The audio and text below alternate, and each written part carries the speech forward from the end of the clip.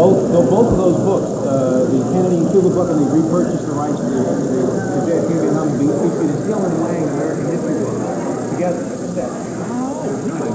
Yeah, Strauss put on the road. It's a very prestigious house. So Yeah. I mean, it's good news, really, when you think about it. It really is. Yeah, absolutely. Our spin on this. Yeah, exactly. Fine. Bob, Yeah. make sure you mention his publisher, FSG. Yeah, we were just talking about that. You got to give the publisher a plug.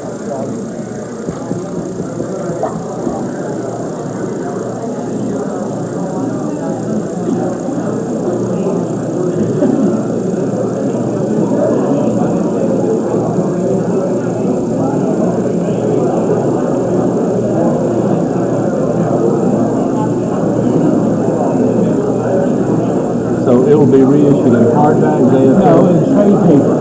With Kennedy and Cuba. But it's going to first come out as a hardback, Kennedy and Cuba, right? Kennedy and Cuba will be issued as a hardback. Right. And JFK Vietnam is a trade paper together. Oh, like I said, hardback and trade paper together. And the thing is that there'll be Hill and Lang American History books. That's a very extensive series. And Chomsky on the left, and Summers, those guys on the right, not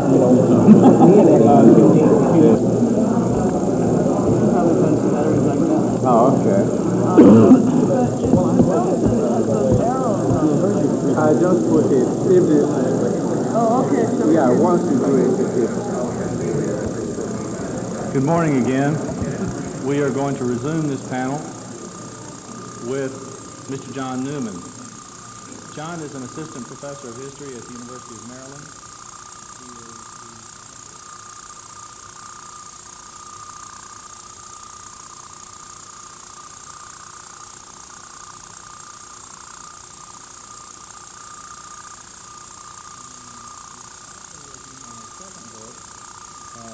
At this time as well, which is entitled Kennedy and Cuba, which will be published in 1996 by Farrar, Straus and Giroux as a Hill and Lang American History Series text, along with a trade copy of JFK and Vietnam boxed together.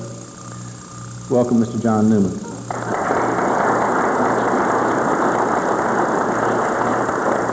Nobody can fill Peter Dale Scott's shoes. Peter, to me, is the dean, just an all-around super person and someone who, like many of you, has suffered for his courage in taking this on. He did go underground at some point in his life, and so I want to share with you a little anecdote of my own.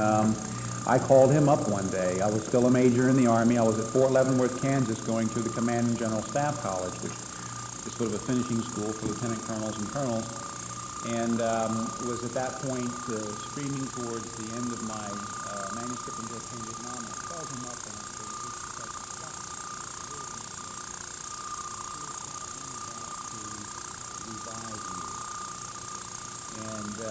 and I meant that because I knew that I hadn't seen anything from him in a long time. And of course, most of you know, or some of you know anyway, that he wrote Chapter 5 to the Gravel edition of the Pentagon Papers, and without the benefit of a lot of the documents, figured out, I think, very early on, an awful lot about the whole Vietnam issue. And there's a tremendous tribute to his intellect that he did that. Now, Peter has some special skills. He was a Foreign Service officer in Canada, and has traveled extensively overseas, so I can't possibly fill in what he would have told you this morning about, and he certainly could give us a very interesting perspective from an international perspective.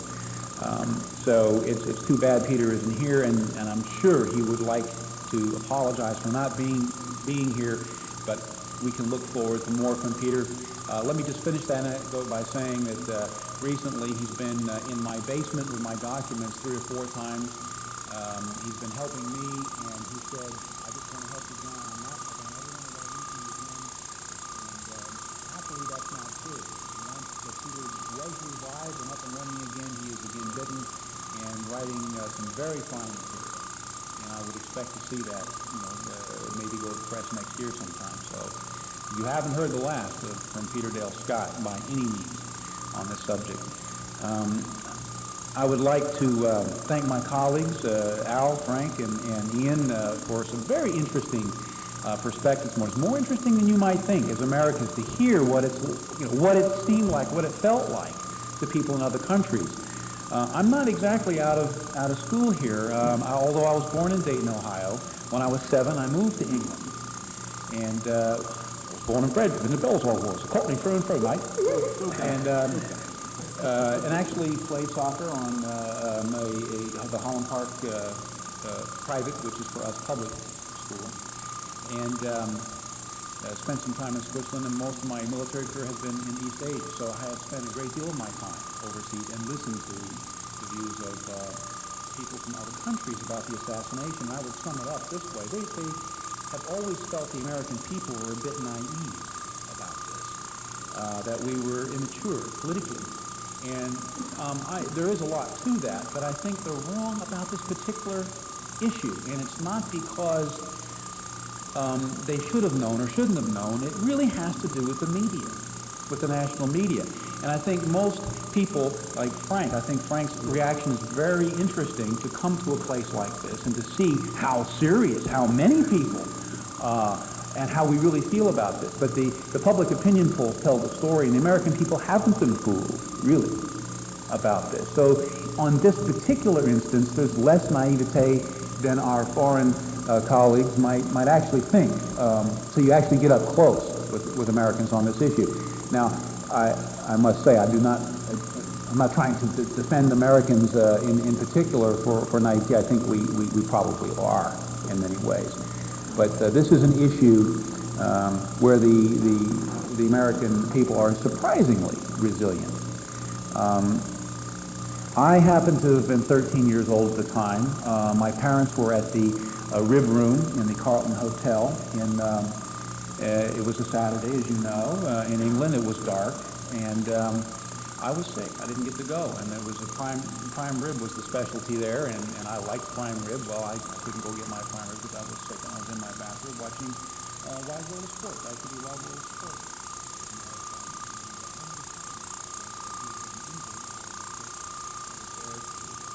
Died. And my parents at that time were in the restaurant, and the waiter came up to them and informed them that the president was dead, and they left.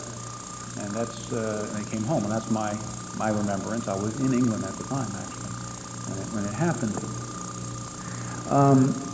I would like to contribute something to this international perspective discussion this morning from the work that I've done, and would like to talk to you about U.S.-Soviet strategic relations and the U-2 program, and somebody who, for right now, I'm going to call Private X. And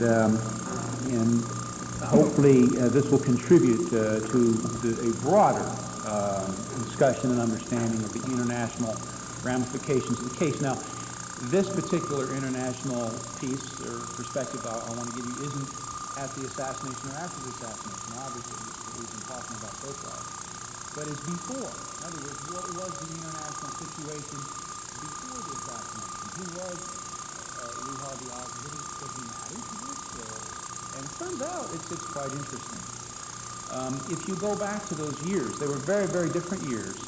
You would have to have grown up through them, and I, even at 13, was not old enough to really appreciate what it must have been like to dash under your desk in school and do rehearsals for nuclear war and people who were digging holes in their backyards and this sort of thing. It was an unusual time by any standard.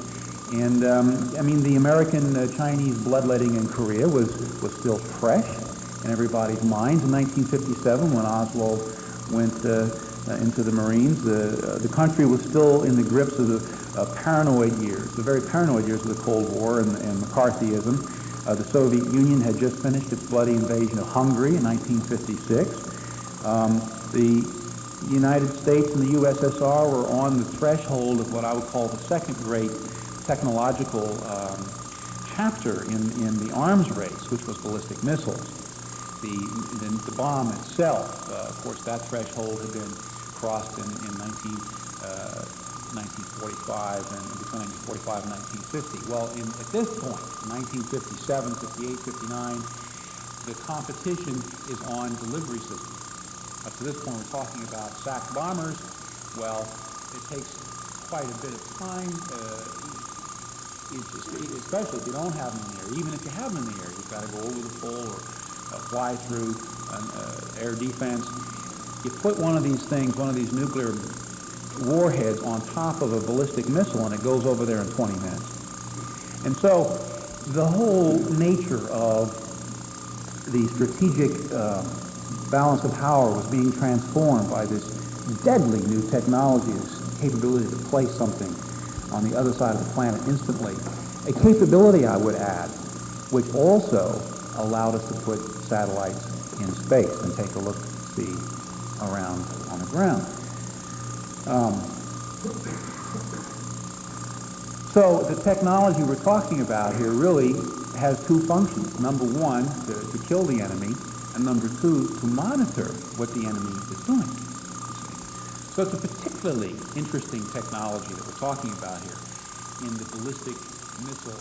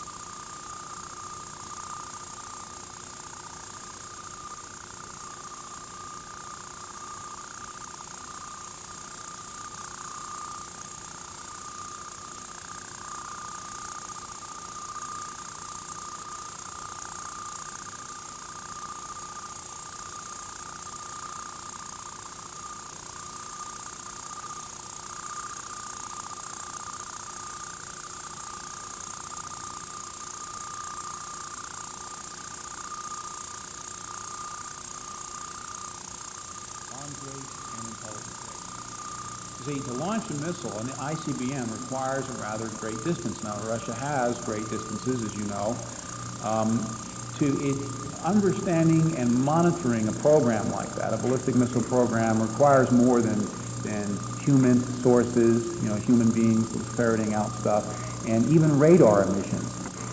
You don't know whether a program is successful unless the thing actually lands where it's supposed to land. And there's only one way you can find that out. You gotta go take a picture of it. Even the country that launches it, they fly over the impact areas and photograph that it hits the X or not. So,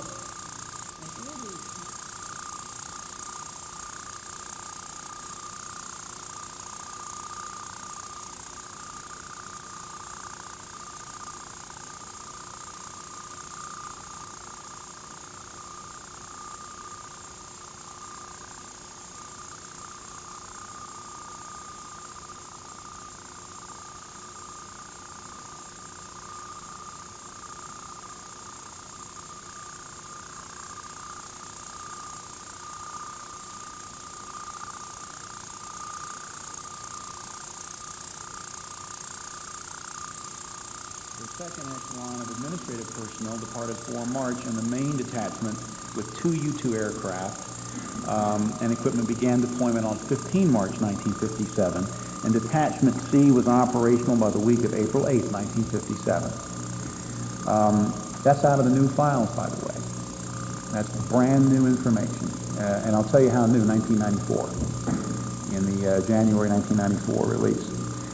The Atsugi startup was good timing.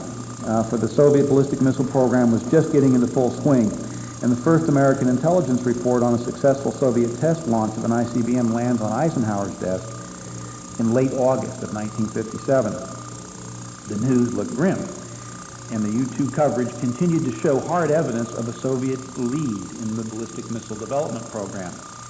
By March of 1958, 10 to 15 Soviet ICBMs had been successfully launched to distances up to 3,700 miles.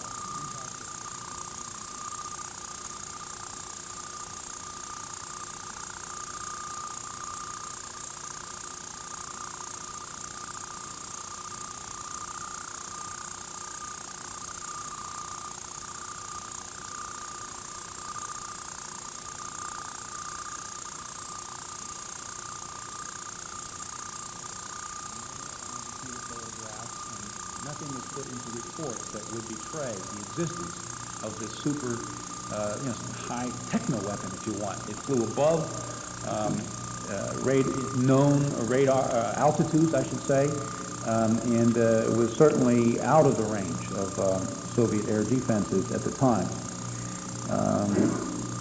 On September 12, 1957, in other words, a few days after this first report lands on Eisenhower's desk, a young Marine, let's just call him Private X for the time because it works better. You know, when we say Oswald, we have this problem because, he shoots the president, and it's sort of, it screws everything up. You can't really appreciate it. He's just a private, a Marine private. Arrives at Atsugi Naval Air Station. 22 days later, the Soviet Union launched Sputnik. 22 days after Private X arrived there, Sputnik went up on the tip of an ICBM. The Soviets followed with more launches and an American attempt failed.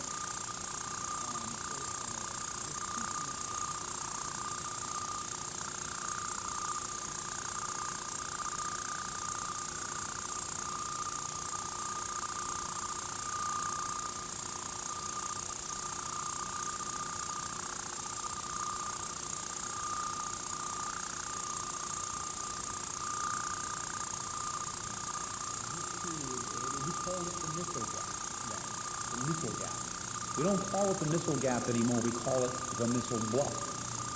How it's written up in history books. And the reason is because Khrushchev really didn't have them. He was feeding our fears by hinting at having this capability and the willingness to use it in several incidences that were threats, and not even veiled threats, to nuke Paris and London in various Middle East crises. The missile gap, however, was not yet, nor would it ever be concrete. For the ICBM had only been used for the space launch and one or two tests. It was something which was anticipated, you see, and CIA intelligence estimates in 1958 and 1959 projected the early prospects for Soviet ICBMs in the hundreds. Senator Stuart Symington actually predicted that the Soviets would have 3,000 ICBMs by 1959. The only factor which diminished the rising hysteria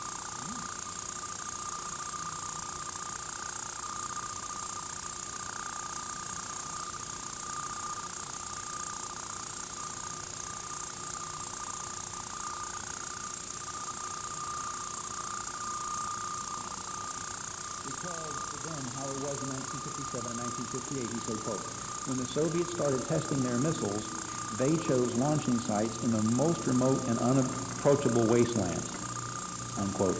The location, of course, of the U-2s at Atsugi was designed specifically to get at that, at those ranges.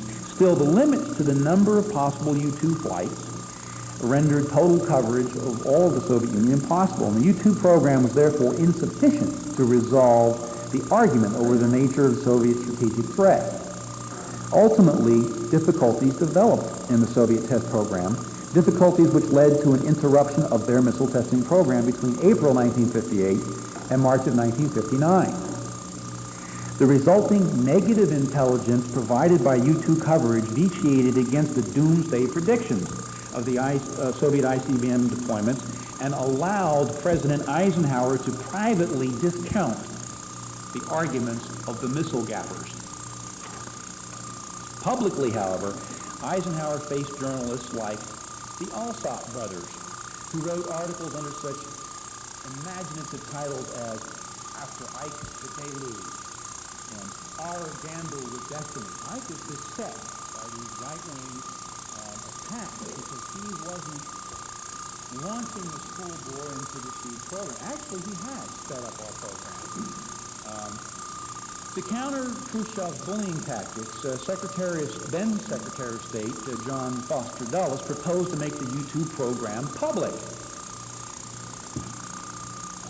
After the launch of Sputnik, this was his recommendation, but Eisenhower declined to make a public spectacle out of our most sensitive and best means of verification, the U-2 program. Eisenhower did not want to give the Russians, who had vigorously protested U-2 violations of their airspace, a diplomatic and political coup, and he refused to declassify the program. So the U-2 program continued under very, very tight security, and its missions in 1958 and 1959 were increasingly critical in steering the intelligence community toward a more realistic assessment of the Soviet threat.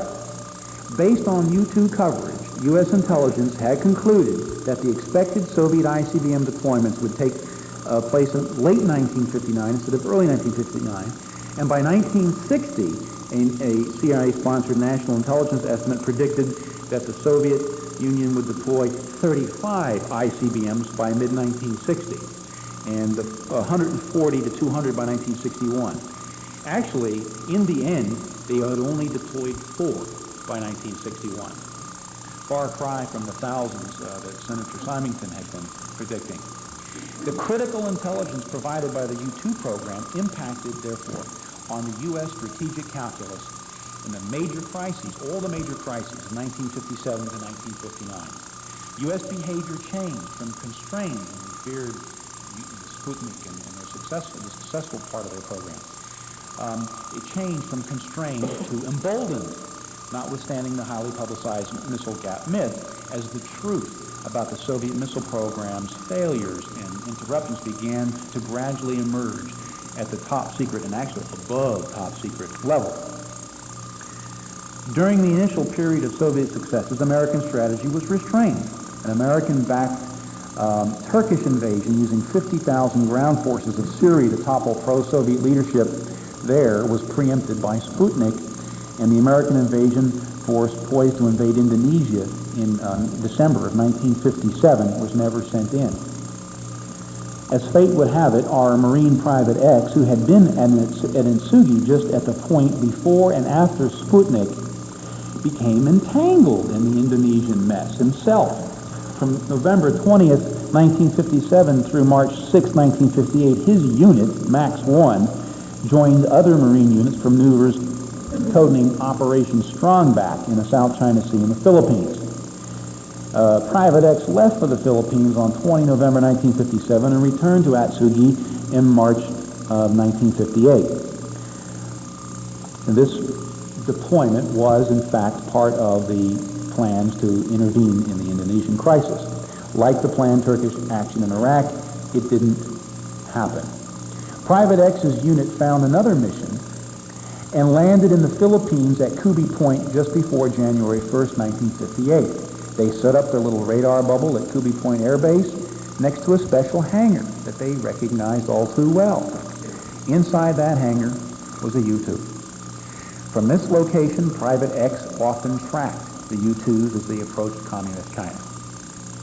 In March of 1958, Private X's unit returned to Atsugi. Then at precisely this important junction, the Soviet launch program hit the rocks. Publicly, Khrushchev continued to brandish his missiles during the ensuing Middle East crisis of May-August 1958. For his part, Eisenhower, in a speech to the UN, charged Khrushchev with ballistic blackmail. But this time, the president gave the order to intervene in Lebanon with American ground forces. Negative intelligence from the Atsugi operation undoubtedly factored into the president's decision to intervene. What I mean by that, if I wasn't clear enough before, is we now know that their program is on the rocks, and therefore Eisenhower's actions in these crises are more bold and aggressive. Let me be very clear about that. The Soviet reaction to the American and British troop landings in Lebanon was therefore, in the following crisis, muted. But the unfolding crisis soon widened to the Far East. With the Americans in Lebanon, Chinese leader Mao Zedong, in a struggle with Khrushchev at the time and wanting to embarrass him, saw an opportunity. So Mao provoked a crisis of his own by shelling Chinese nationalist islands in the Taiwan Straits in August. And naturally, guess whose unit took a little trip in for a closer look-see? Yeah, you guessed it, Private X. His unit deployed to Taiwan from September 14th through October 6th, 1958, right bang in the middle of the crisis. Moreover, guess what was right by the location where Private X's unit worked? You got it, a U-2. Eisenhower, emboldened by intelligence from U-2 flights that the Soviet missile program had hit a snag, intervened in Lebanon and ignored the Chinese provocation. With the geopolitical initiative slipping away from him, Khrushchev launched a strategy to reverse this process by triggering a major new crisis in Berlin. In the protracted Berlin crisis which followed during the winter of 1958 and 1959, Khrushchev's renewed claims to strategic weapon supremacy were the crucial linchpin in his attempt to deter the West while making his demands over Berlin. Eisenhower, however, was still receiving good news from those U-2 flights that our Private X was watching take off and land every day at Atsugi. Eisenhower forced Khrushchev to back down. This crisis created favorable conditions, actually, though, for a revolutionary success in Cuba, which I'm not going to go into today because we were distracted and because American attention was focused on Berlin. And Washington did not effectively handle the unfolding situation in Cuba, and actually missiles are going to be involved in it. So it's a very complex story, and it's outside of the scope of what I want to share with you this morning, so I'm going to ignore Cuba. But I just mention it now because it is part of the unfolding story, and Cuba is going to end up being the real struggle by 1961, 1962, and 1963. The U-2 flights, whose fragmentary but consistent evidence suggested Khrushchev's missile claims were bluff, were the crucial linchpin in Eisenhower's calculus and not letting the perceived missile gap soften his resistance to Khrushchev's pressures. In short, the intelligence provided by this high-flying techno spy plane was the most important intelligence in the entire U.S. intelligence community. It was the critical intelligence on the Soviet threat and the lengths to which Washington was prepared to go to meet that threat. This makes our Private X a pretty interesting little fellow. His movements in the Far East nicely dovetail with the salient points of the U-2's contribution to the strategic debate in Washington. He was at Atsugi from September through late November 57, a period which precisely overlays the launching of Sputnik and the early active phase of the Soviet ICBM test flight program. His participation in Strong Back led to his knowledge of U-2 operations over China. The same was true of his deployment in Taiwan. The tracks of these Chinese overflights, which Private X personally plotted with his grease pencil, presumably would have given the U.S. valuable intelligence on Chinese military intentions at this crucial juncture. In between the Philippine and Taiwan deployments, he was back at Atsugi. This period, from March to August of 1958, was the period when the Soviet ballistic missile program had ground to a halt. After Taiwan, Private X was back at Atsugi yet again, October through November 1958. These were the exact months leading up to Khrushchev's ultimatum over Berlin. So, while it's true that Private X wasn't in the U-2 program himself, he obviously possessed a great deal of knowledge of U-2 flight activity which had occurred over Russia during the early ballistic missile test flights and during the subsequent stand-down of their program. This information would have been very, very useful information for the KGB for its assessments of what the Americans had learned of the Soviet capabilities. Private X also possessed knowledge of the U-2's flights over China, obviously, and I don't think I have it in here. I should also say, oh no, I have it here. The U-2 flew 30 penetration flights over Soviet territory between June 56 and May 1960. 2 of those flights occurred after our own Private X defected to the Soviet Union in 1959. The first of those 2 flights on April 9, 1960 was successful, but the second one was shot down. Very interesting. The pilot, Francis Gary Powers, survived, and his own analysis leads him to conclude that our own Private X betrayed the height at which U-2 flew. He betrayed to the Soviets. In Power's view, Private X's work with something called the MPS-16, it was a height-finding radar, very advanced at the time, just coming into the Marine inventory, was crucial. And given Private X's extensive knowledge of U-2 operations in Japan, Taiwan, and the Philippines, the Soviets could be expected to be very interested in him.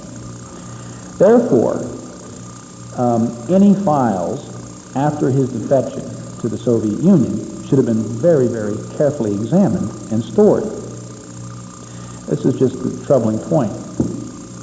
I'll tell you what, it isn't surprising that, and this is right out of the new files, that shortly after Francis Gary Powers was shot down in Russia, Atsugi was dismantled. I mean, that says a lot to me right there. What is surprising, however, to me anyway, is that nothing was done about Private X, or so we are told.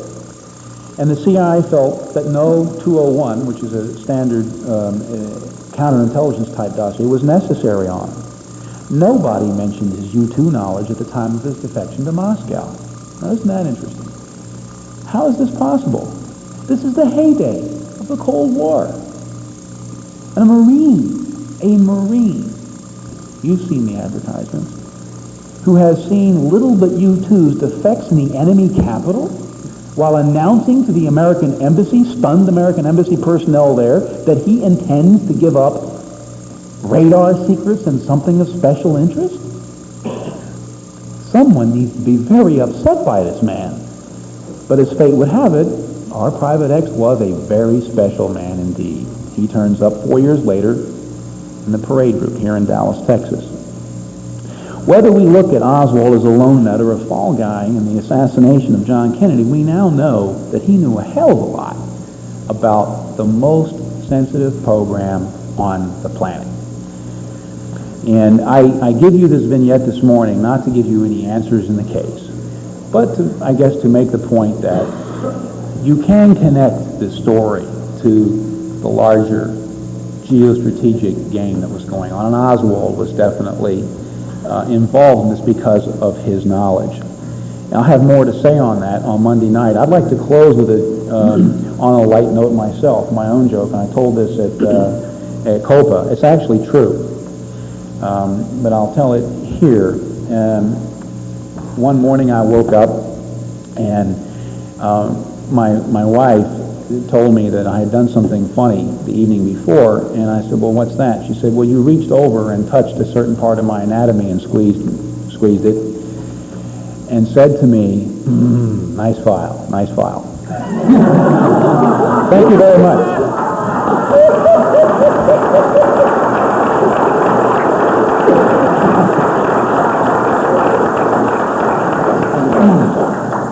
Thanks very much, John Newman.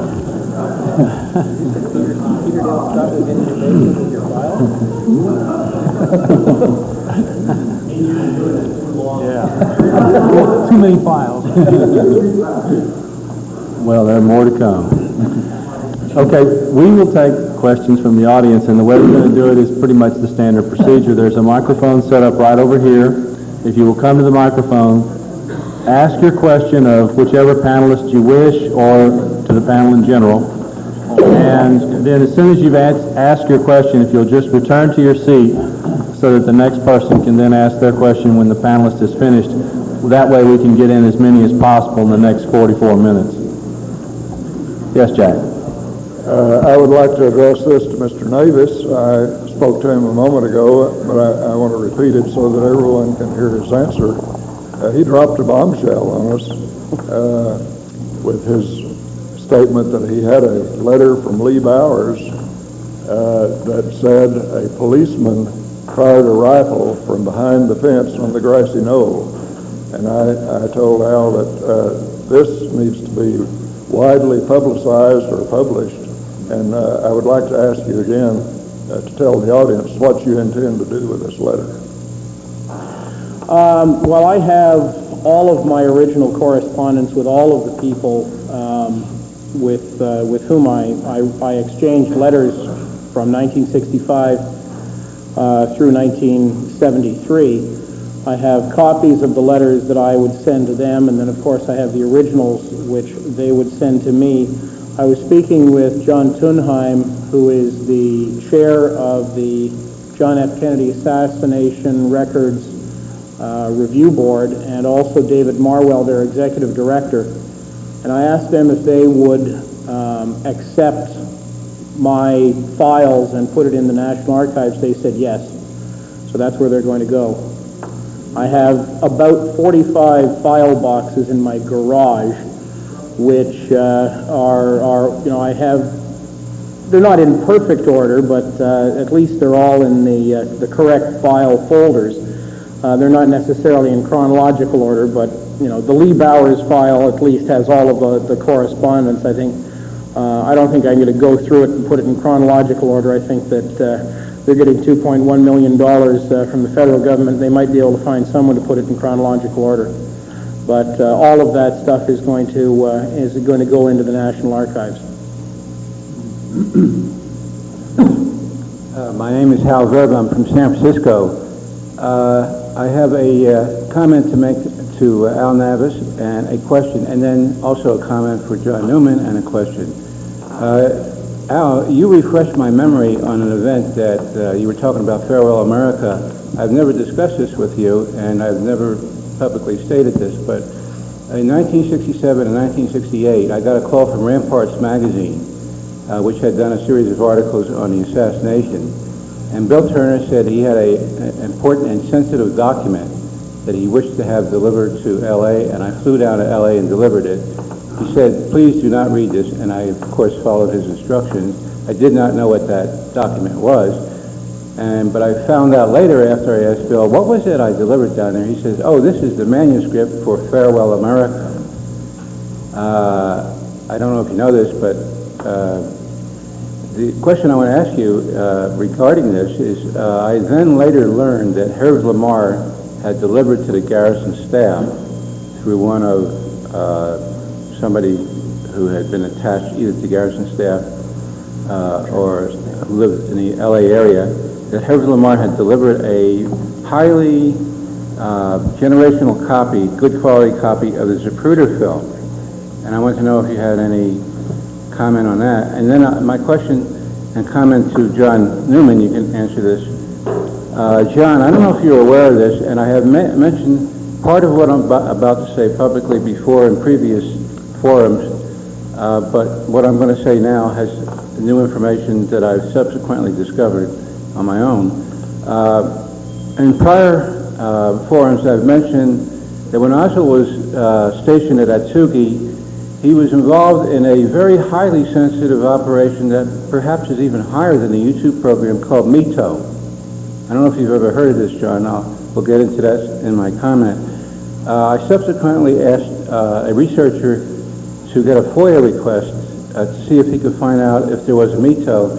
They said there was no such operation that they could release any information on. And I also spoke to a general who was an aide to Kennedy, who said that he did not know of it. However, in Washington, at the recent conference, I there learned that such an operation did exist.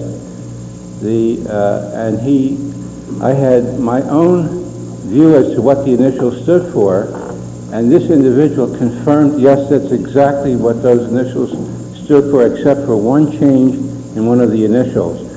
Now, John, my question to you is, were you aware of MITO? Are you aware of this operation? And if not, we can discuss this further. It's one of the things I want to discuss with you anyway, but those are my questions and comments. So, Al, you can begin, and John, follow up. I am familiar with the Ramparts articles. Bill Turner, of course, was, I think, a co-editor of Ramparts magazine back in the 60s. It wasn't I don't think it was a manuscript. I think that you delivered what is in the publishing business called a galley proof, which is usually 8.5 by 11 square bound, typewritten. Typos are in there, spelling mistakes are in there, punctuation things are in there. These are usually given to book reviewers or people who are interested in the case for their comments, which will then appear on the finished copy as reviews, as quotation. If you take a look at a hardcover book, you figure, well, how can they have how can Graham Greene have said what a great book this is when this is the first edition? Well, that's how. They send out advance copies.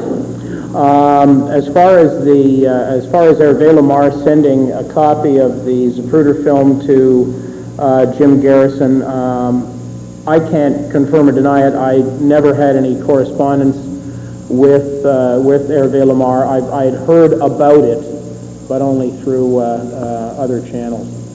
I know that the copy of the Zapruder film that was subpoenaed from Time Life by Garrison, which was shown in the courtroom, was a less than pristine copy, probably a 5th generation print, maybe even a 7th generation print, because the copies that were sitting in the Time Life vaults were thirds. Of course, the original movie, the film that actually goes through the camera of a color positive film, is the 1st generation. But then you have to create a negative off of that to make any prints. So the negative copy of that then becomes a 2nd generation, and it will lose some clarity. The best quality, of course, is going to be the actual Zapruder film, but that is probably a little bit too fragile to continue to be shown, so they make a negative, which is a 2nd generation print, then a positives off of that, which are 3rd generation prints. I think Robert Grodin told me a few years back that there were originally 3 copies that had been made of that print on the night of the assassination, and that he had found out that in reality there were actually 6 copies, that the film technician had made 3 extra copies for himself, because of course he would be in the dark room, the FBI agents would be outside, and it's just a question of, just like a Xerox machine, pressing 6 instead of 3 and running off 3 more prints, and that one of those copies ended up in the hands of Lamar Hunt for a nice little tidy sum, I understand, very shortly after the assassination. But the copy that would have been sent to Garrison would have been a negative and then a positive from that 3rd generation, which would have made it a 5th generation at the very best, and possibly even something worse, because Time Life was in no mood to cooperate with the Garrison investigation. John? Hal, are you out there? Where is it? METO? METO? Mike Echo Tango Oscar? Okay. No, is the short answer.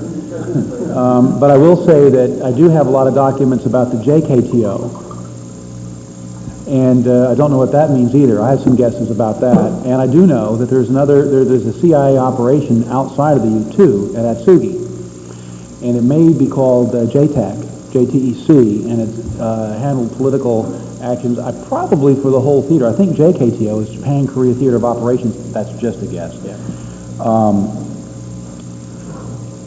It's interesting, the Japanese press just recently was running a big story about these CIA operations in the 50s in Japan. And I mean, I got some calls from Yomiuri Shimbun, and so did others that I know of. Got some calls recently, because what's coming out now is the extent to which the CIA was actually financing and paying the LDP during the early years of its existence. So I don't know. I think we're just beginning to learn a lot about the CIA assets in Atsugi and elsewhere over there.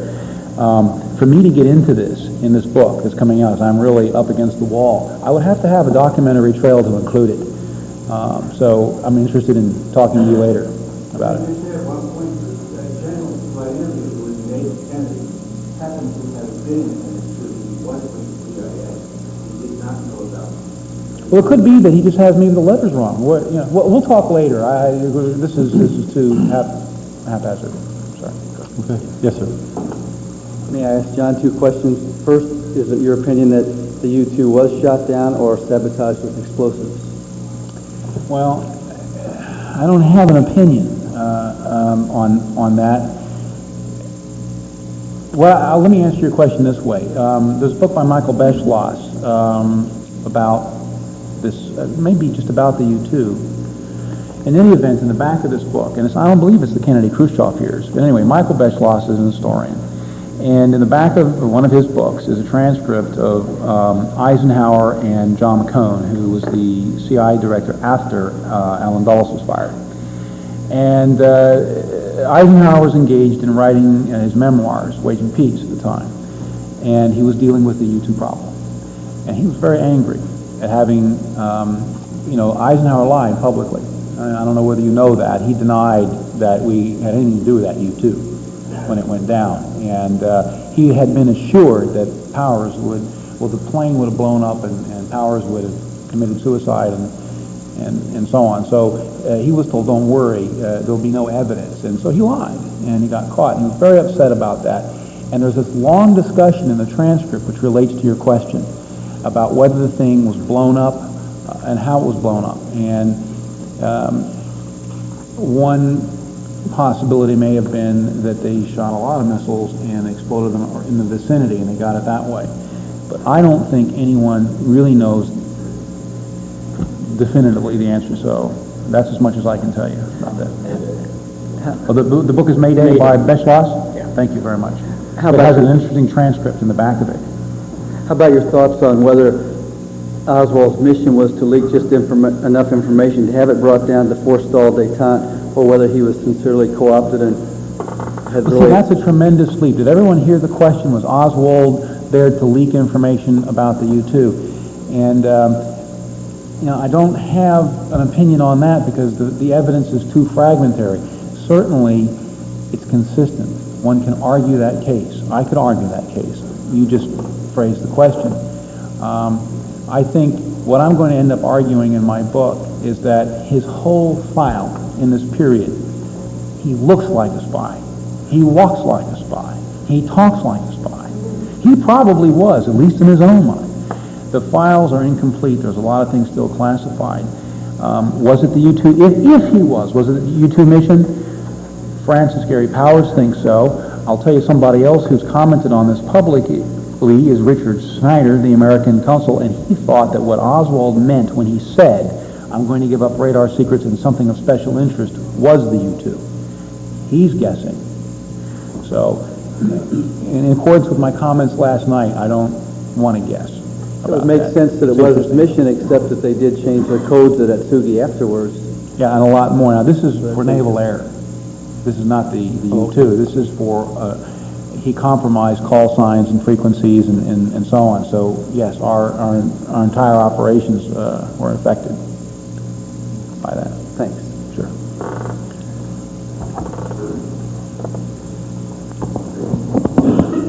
James Johnston from Wichita, Kansas. I have an observation on Mr. Griggs' experience laboring with his volumes of the Warren Report, and then I have a question for John Newman.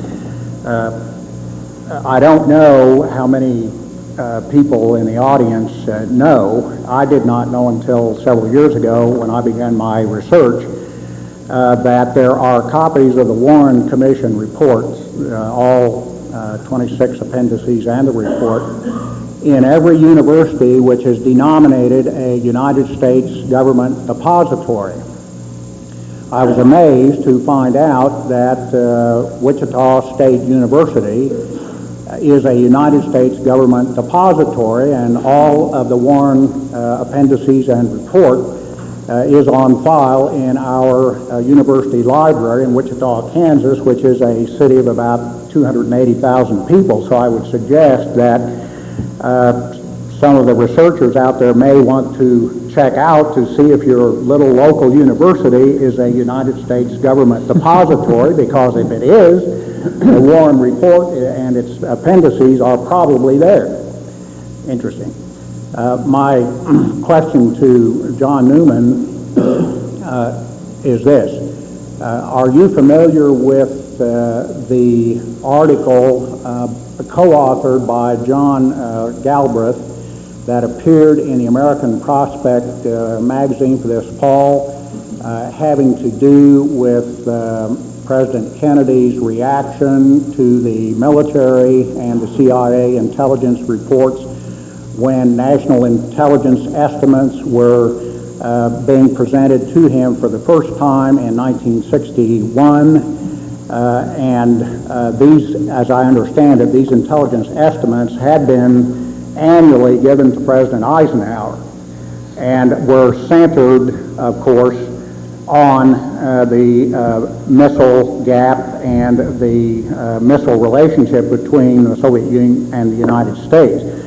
This is an extremely interesting article that Galbraith claims it's based on a newly released document, not necessarily an assassination document. Are you familiar with that article? Yes. Can I rephrase that question? Yes, For the benefit of the audience. Yes, I think Do we know about this article by Jamie Galbraith Jr.? What's it about, and what's my opinion of it? Yes. And yes, I'm aware of it. It's a very interesting article. In fact, the source we're talking about is Howard Burris.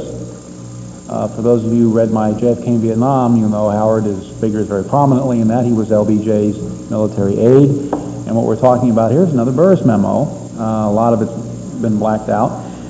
That article is about planning in the United States for a first strike against the Soviet Union.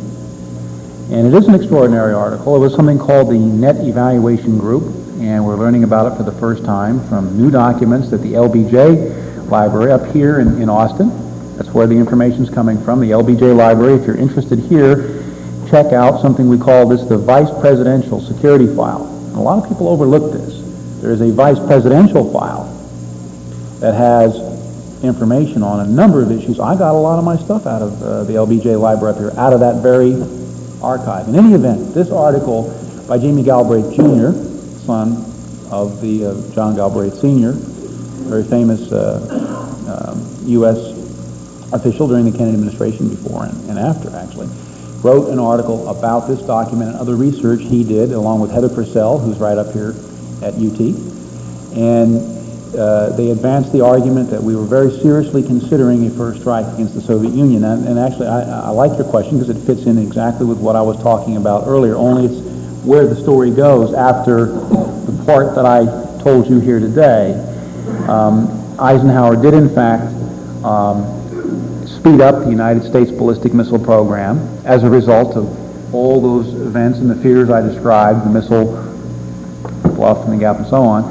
And therefore, we were deploying a number of these ballistic missiles in a few short years. And guess when they came online? Over the course of 1960. And John Kennedy came in as president when we had literally a tremendous capability just coming into our hands. And the satellites to see, to verify what the U-2 only hinted at, that they didn't have it. And what we're talking about here is a very unstable period in the history of U.S.-Soviet strategic relations.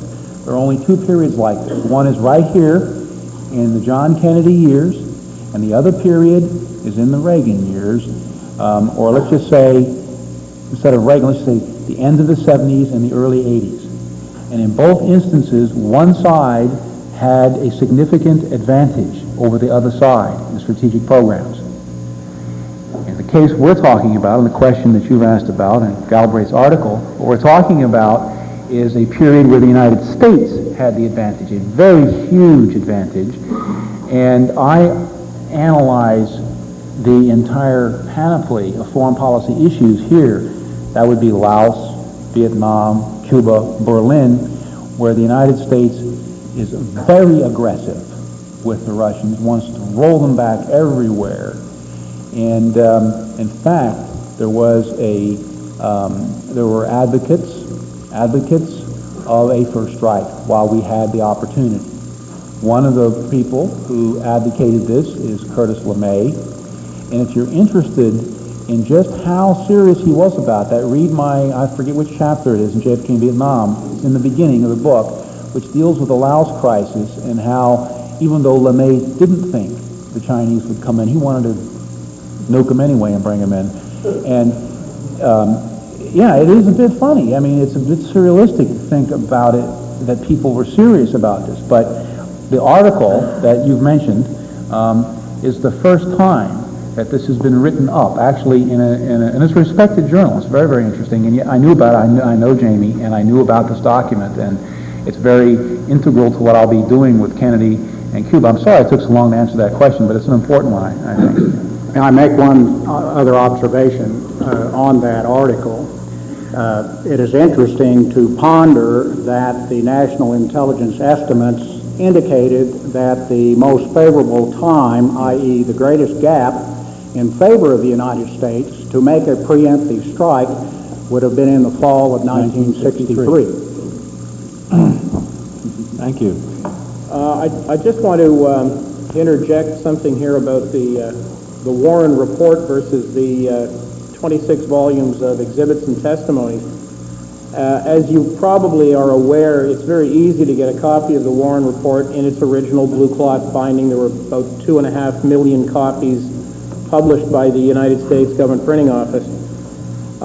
As far as the 26 volumes, the print run was only 6,420, and the government only provided sales records for 2,980. So that obviously asks the question, where are the rest of them? And it sort of, to me, brings to mind the last scene of the first of the Indiana Jones movies, where you have this cavernous warehouse somewhere in upper knee-jerk Wyoming or something like this, with just nothing but piles and piles of unused, unopened sets of the exhibits and testimonies. And I think the reason they did so few of these, they were only $76 a set in 1964 when they were put on sale. It's also the only government report that was published without an index, and this was done obviously on purpose. Right now, if anyone asks me as a bookseller, can I get you a set of 26 volumes, I say, it'll cost you about $1,500 to $2,000, and since both the 26 volumes and the 12 volumes of the exhibits and testimonies of the House assassination are both coming out on CD-ROM, that $1,500 to $2,000 will buy you both of those CD-ROMs and a computer, which, gall darn it, you can use for other things. And with CD-ROM instant search capability, you don't need to try and find Sylvia Maher's index, which is also impossible to find. So if any of you people are looking for sets, invest in the CD-ROM. They're fantastic. Thanks, Bob. Thanks, Al. I'll stick to the books. Can I just intrude and ask if any of you has a question for Frank? Because if you don't, I do. And Frank, I don't mean to put you, I'm going to just ask Frank, if you don't mind, this question. And I don't want to put, it's not to put you on the spot at all, because you may know nothing about this, but I'm curious if you do have an opinion on the Lumumba assassination. I mean, are you familiar with this? Could you give us your perspective if you do have one? Yeah, I don't think I have, much about the assassination itself, but what I was saying is the impact, what, foreign countries, how they felt it, and what it did to the, different countries overseas. And some individuals who might have been tracking the record personally, would like to write more books on that. They've visited this place, they've got some news about it, and they would like to put. But due to the government or the place they are, they can't even, bring it across to publish it. The reason why I asked the question, we're learning from these files that Lumumba was the target of ZR rifle, one of the first targets, and the CIA claims not, well, they wanted to, but they were not successful. Somebody else was. I was curious if you could tell us anything about. On that one, you're talking of when I was 11 years. Okay, sir. That was in 1957. Okay, Patrice Lumumba was killed, and in fact his killing, as we believe now, has some impact in what is going on. Is there a feeling today that the CIA was involved in that, or was it internal? Well, I won't speak for the Congos, I'm from Nigeria. Right. So I don't know what is their feeling about that now. Yes, this is a question for John. I've been trying to put together a time chronology of Lee Harvey Oswald during certain periods of 57, and you've done an excellent job in a certain time period. But I didn't hear the part about his location around October 10th through the 15th of 57. Was that part of your listing chronology, or can you Yeah. recall from memory? Well, first of all, he gets there, and as I said, September, right after or before Sputnik, Gets and there. the deployment to the Philippines is at the end of the year. So, I mean, I have to sit down with you. I have the entire chronology now All right. to see exactly. I have the date that the ship leaves and when they come back, and Okay. and so on. Is there a specific thing that you're interested in? Yeah, I'll ask the other two parts, and then I'll tell everybody what the specific thing is. Was there any period of hospitalization or incarceration of Oswald? And I don't deal with that right now because it doesn't really get me into the material. For me, the reason why I'm dealing with the U-2, incidentally, is because the lack of any investigation of Oswald when he defects. Okay. It's very important. Now, if we can tie him to the JTEC or any other program over there, that's fine too. The problem is I need hard facts. I need documents. I know. And I'm well aware of the shooting incident and What was that trend month? I'm not even Well, I mean, really aware. Did anybody else here the know? story, yeah, sure. The story is that Oswald, inflicted this wound. It was a self-inflicted wound, so he could get away and talk to his agent handlers, et cetera, et cetera. I mean, that's the conspiratorial, possibility that he do that. So what was the date and approximately how long was he in the hospital? Can anybody help me with that? What was the date of the self-inflicted gunshot wound and how long was he hospitalized? It was summer or fall of 57? All right. Well, it'd be fun to know it today. No, it's a matter of record. I mean, it's in his records. Okay. Exactly the date. All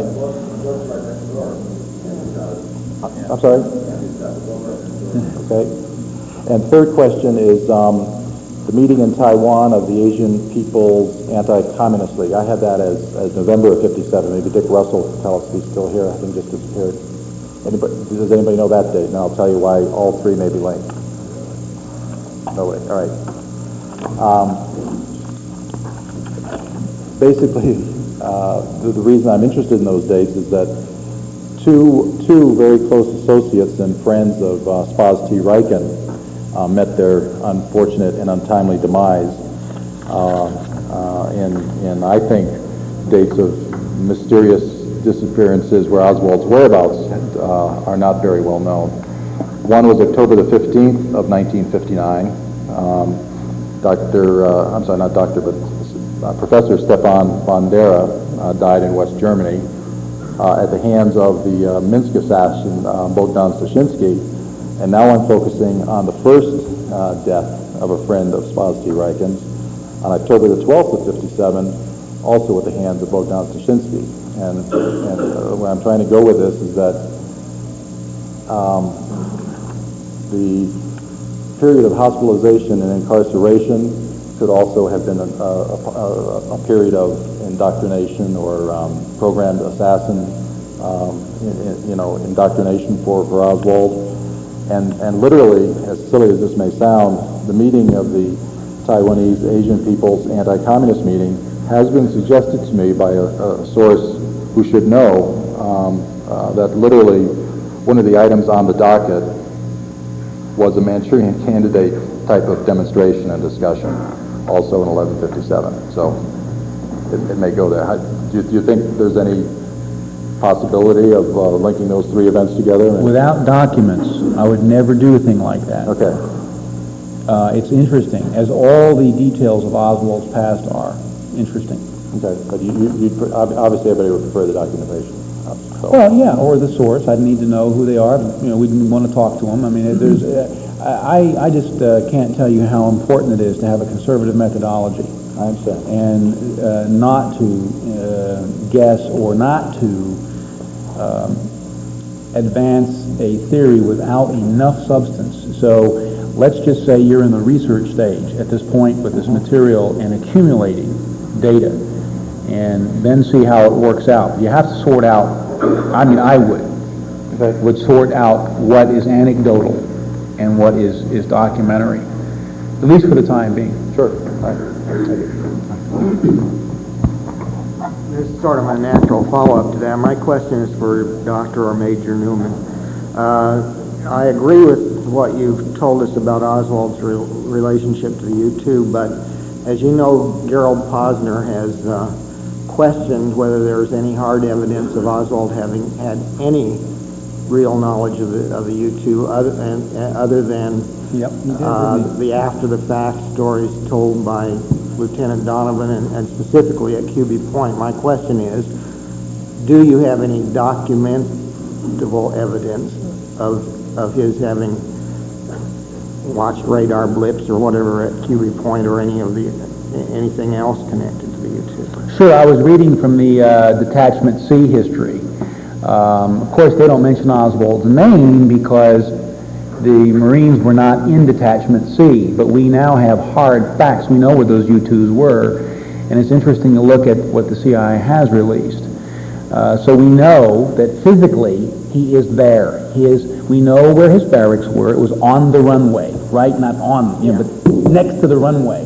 They take off, they land, they see them, the pilots jump out, they throw black sheets over their head, they go into the club and they talk to them at night. The pilots say, oh, we're just doing local reconnaissance. We have a lot of documents about that. We know also, for example, that Oswald's unit at Kubi Point was, the patrol duty they were pulling was to guard the hangar. So we do know some facts from documents. Yeah. At least enough to get me interested to actually write about this, because I know I've got enough to get started. And circumstantial evidence is evidence, but what I wanted to know, is there anything directly? Oh yes, there is, but it's not convincing, but it's enough to take this very seriously and get started with it. So I've written a whole chapter. In fact, well, since you've asked me, let me just tell you, these documents do have one error in them. There's a special classification for the U2 program, and it was above top secret. They've left the top secret on all these documents, but you can see clearly a redaction. It's white, it's neatly done, but you can see it. It's missing in every page except one page. At the very end of the document, somebody screwed up. And it says in big capital letters, Eider Chess. And that's my chapter 3, top secret Eider Chess. And we know a lot more about it now. We know that Oswald's unit knew a lot about it.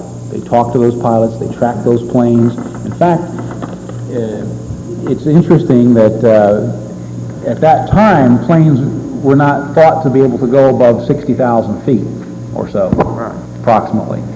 And the U-2 pilots would call in to the Marine unit as they hit 60,000 feet and check in.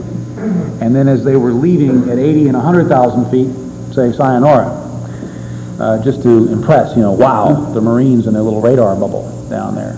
There isn't any question about this, that Oswald's unit was very, very involved, had to be by their physical location. Well, I can't wait for your book. Thank you. Mr. Newman, you relate to us the story of how the Soviets had engaged in strategic deception to convince us that they were strong when they were really weak. Could our whole U-2 program have represented a strategic deception to cover the fact that we knew the inside details, but we had to have a way to cover our knowledge? Well, but you have to understand what the U-2 is. It's a plane that it's a platform, and then it's got cameras on it. So it can't do anything except take pictures or intercept signals, and it can't do any cover-up. Now, what people do with the intelligence, that you can package that into it, but the U-2 itself can't be anything to cover up. In fact, I really believe, just what I told you, that the U-2 was crucial to get out and take a look at those impact areas. Without the U-2, you couldn't know whether any of those shots were successful. And I certainly wouldn't have wanted to bank American lives and nuclear war, on a human report out of Russia. I'd want photographs. You would think that spy tale would be more important than human tale. It's another int, and you have to consider all the ints, humint, sigint, imint, and the most convincing thing, the most convincing int in a ballistic missile test program is going to be photographic coverage of those impact areas, along with the radar emissions at takeoff and during the, the telemetry is important too. Thank you. Sure. Mr. Newman, I'd like to address this question to you. You mentioned that you're researching into Oswald's defection. Will you also be researching into how he got back into the United States? Because I feel this is a very important area that doesn't seem to be, or hasn't seemed to have been covered specifically to explain how he got back in and why no one's really come forward and well, basically explain. What's your name, sir? Stephen Morley. And you came from England? I did, yeah. Welcome. I'm glad that you traveled all this way, Stephen. And it's a very incisive question. It just drove me crazy. I don't mean this as a criticism, but all the books that we have on this subject don't do justice to 1960, 1961, 1962. Part of it, I suppose, has been the documents haven't been there, but there has been. If you look at those 26 volumes, there's a lot of material in there on this period. It's tough. It is tough to understand the 4 and 5 little compartments in the State Department that are dealing with this problem. And we're talking about State Department security, I would add there, and the CIA, and the FBI, and the ONI, and believe it or not, Air Force intelligence. Peter Dale Scott and I tore our hair out for 2 straight weeks in my basement, trying to tack together the complicated story of his, not just the return, but dealing with what had he expatriated himself or not, because this affected whether or not he could come back in. And the entire panoply of issues is very difficult. We did it. And I think the answer is, if I could just use a soundbite, if I were on Brian Gumbel's Good Morning, Today Show, there you go, somebody lifted the gate. Do you think that had some of the earlier researchers investigated this, say, 20 years ago, or spent more time in that particular area of Oswald's return, we may well have learned more about why or how he got back into the country? Absolutely. Excuse me. I'm very interested to see what happens this spring. I mean, my own book is rather narrow. It's focused on his internal files, but you've got Norman Mailer, who spent a lot of time over there in Minsk, and David Lifton. Everybody's sort of screaming towards this deadline. We should have a nice melee about this issue around about April or May of next year. Thank you very much. Can I just take one minute? Just dealing briefly with the actual defection, the journey of Oswald between this country and the Soviet Union. Part of the research that's going on in England at the moment, with one particular guy is doing this. He's researching the stopover in England, methods of travel, dates, times, etc. And I've got to say this, he's already dug up a lot of information that appears to have escaped researchers on this side of the Atlantic.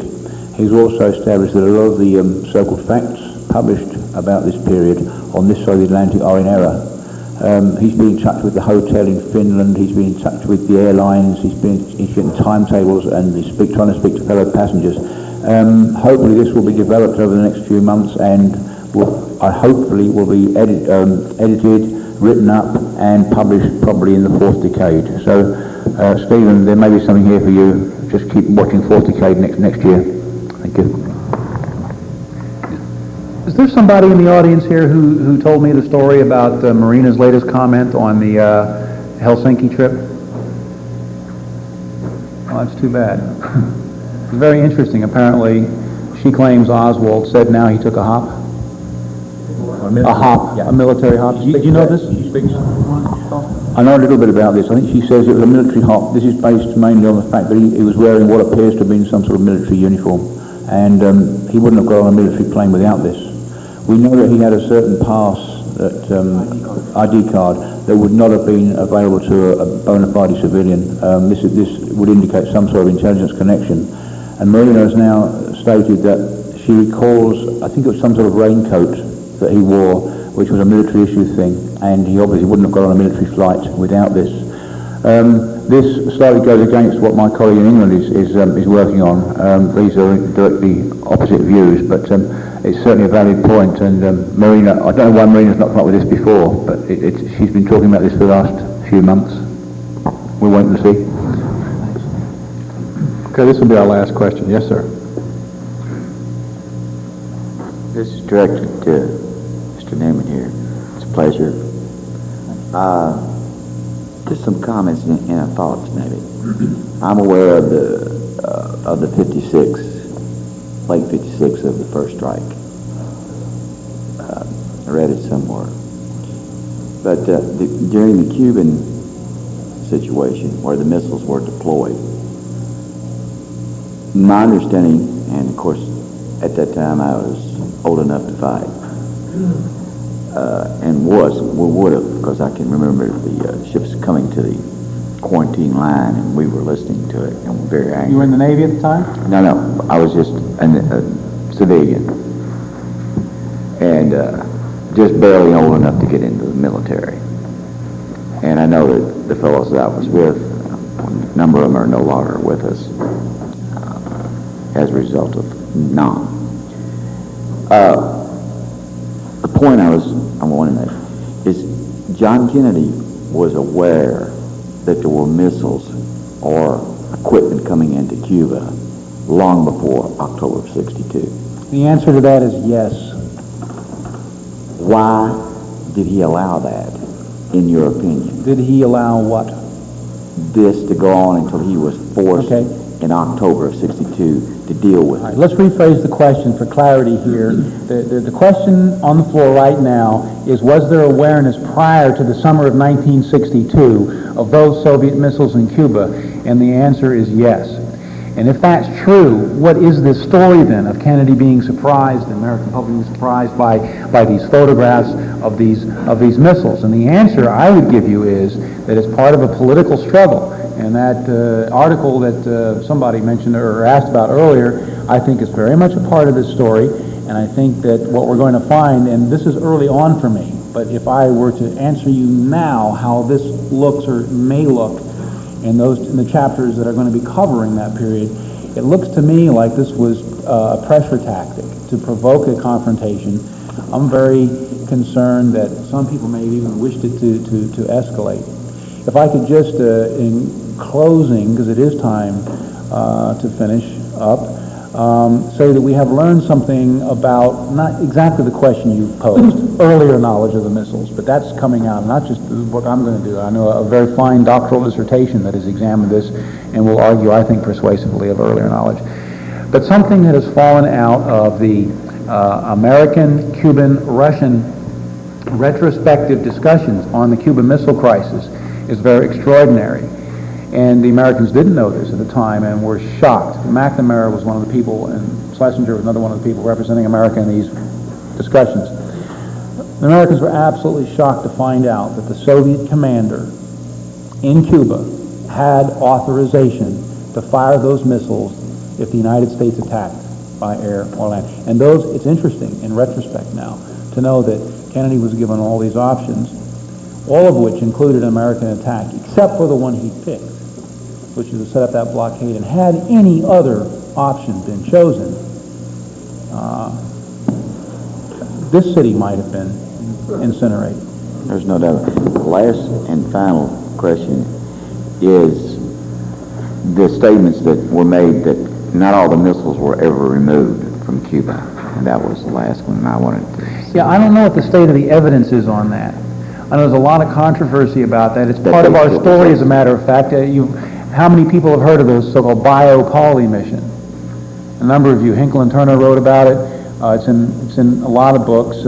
Gayton's written about it. Peter Scott's written about it.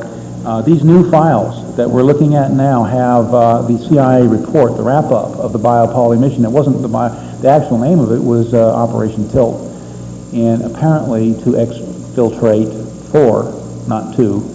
Hinkle and Turner thought it was 2. It's 4 Soviet officers, intelligence officers, from a missile base that was still supposed to be there after they were supposed to have been taken out. I'm aware of that. Whether it's true or not, I'm not sure. But and of course, this Tilt mission failed. They never came back. So there is a lot of new information on that, and it may be that not all of them were taken out. I think we're going to have to wrap it up. I thank you for, your thoughts. You're welcome, sir. Thank you. Thank you. Thanks very much.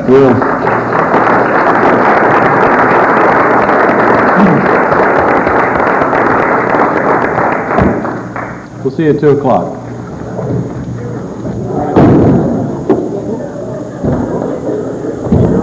Could I ask the members of the medical panel who are here in the room to come forward? People who are speaking on the medical panel at 2 o'clock to come forward, if there's anyone in the room. Thank you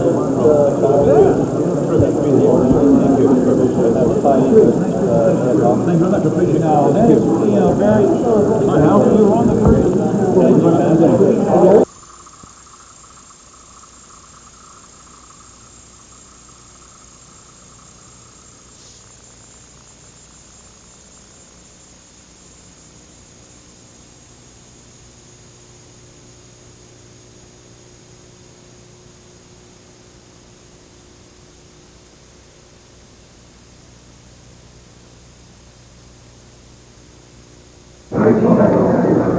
Look for it. I could not find it, but recently they sent me a little flyer, one word. You ready? Yes, sir. I mean, no, of course not. It's scary. I know some people are worried. Thank you very much. We're happy to be with you today, happy that you're with us, and we apologize for a brief delay in getting started. My name is Dave Tucker. I'll be the moderator for today. We have some very interesting panelists. Gary Aguilar, who has a published response to the Humes-Boswell assertions about the John F. Kennedy assassination. There's all sorts of interesting things to take place during his presentation. Number 2, we have Joseph Riley, a neurosciences person, and that should be self-explanatory. Wallace Milam is our 3rd speaker, and Philip T. Brink will be our 4th. First of all, I'd like to ask each panelist, if you would please just give us a quick 60 to 2 minute rundown on what you've been doing. Started off with Mr. Gary Aguilar, please. I'm Gary Aguilar. I'm a practicing ophthalmologist in San Francisco, and have had an interest in the assassination, not a very active interest in the late 60s and early 70s, and I will admit that Oliver Stone's movie rekindled my interest when the Journal of American Medical Association published some letters by the autopsy, or some interviews with the autopsy pathologist. To pique my curiosity, I wrote them a letter, which was published. My letter, along with that of David Mantix, Patricia James, Anthony White's, Wayne Smith's, and several others, were published, and in a very peculiar reversal of the canon of the customary scientific protocol, there was no answer given by the people to whom the letter was directed to, the autopsy pathologists. Very peculiarly, in a subsequent issue, many months later, Robert Artwald attempted, I think, inadequately to answer many of the questions that we had raised. We as a group found one another, and I wrote a multi-author letter to the Journal of American Medical Association, basically asking the questions of them again that had been ignored the first time through. And I got a very curt reply from the Journal of American Medical Association refusing to publish that, indicating that they had, quote, already published our views. Well, they had not. They had published our questions. The questions were not views. They were questions, and they went unanswered, and they remain unanswered to this day. Nevertheless, I continued to follow the case, became even more knowledgeable and studied more about the medical evidence and what had been said before and during and since. Spoke to J. Thornton Boswell myself, called him on the phone, asked him some information which I'll be sharing with you today, and had a letter published in the Columbia Journalism Review raising questions about the terrible work the Journal of American Medical Association had done, and also had a letter published in the Federal Bar News and Journal, a copy of which is in the 4th decade, raising questions about what Mr. Posner has said about the autopsy pathologist and alleged interviews he had with them. In any case, I am representing some of the interests of people who cannot be here today, such as David Mantic, a physicist who is also a physician, PhD physicist who is also a physician, and a couple of other witnesses, David Narrow specifically, and Brad Parker. In any case, Joe Riley. I'm sorry. Thank you, Gary. Wallace Milam will be our 2nd president. Joe Riley? Joe Riley, pardon me. Joe, give us a little bit of your background, please. We've done a little round robin up here, Yes. schedule rearranging and arranging, so we're very My training is as a neuroscientist, meaning that neuroanatomy and experimental neuropathology. One of my duties was to teach neuroanatomy to medical students and to pathology residents, so I'm not overly impressed with the amount of knowledge they have. To keep a long story short, the best summary I can give you of what I'll be talking about is in a handout. There's some in the back and there's some up front, and before I start into my spiel, grab a handout and that will give you a pretty much an overview. Okay, our third speaker will be Wallace Milam. Wallace? I can tell right off that Mr. Riley's new to these proceedings. Never mention the word handout. Most people have asked. I learned that the hard way a few years ago. While the people are gathering up, I'll say that my name is Wallace Milam. I'm in the usual position of being the only non-medical person on the medical panel. I have been, I'm an American history teacher. I have been, I think, on every Ask Medical panel since we started having them. And I will be speaking today about neutron activation analysis, Dr. Vincent Gwynn's very key testimony before the House Assassinations Committee, in which he gave evidence which, if valid, supported the single bullet theory. And Dr. Gwynn, in his appearance before the House Assassinations Committee, stated that fragments taken from Governor Connolly's wrist matched, from the standpoint of their chemical composition, fragments found in the bullet, or fragments which he took from the famous stretcher bullet CE-399, therefore giving a scientific underpinning to the single bullet theory. And I will be speaking about Dr. Gwynn's work today. Thank you, Mr. Milam. Philip T. Brink is also with us. This man has been working in emergency rooms for an extended period of time. He has seen many gunshot wounds to all parts of the abdomen, the head, you name it, he's seen it. He'll be our fourth one. Let's start off with Mr. Aguilar, please, if you don't mind. You want to say something about yourself? No.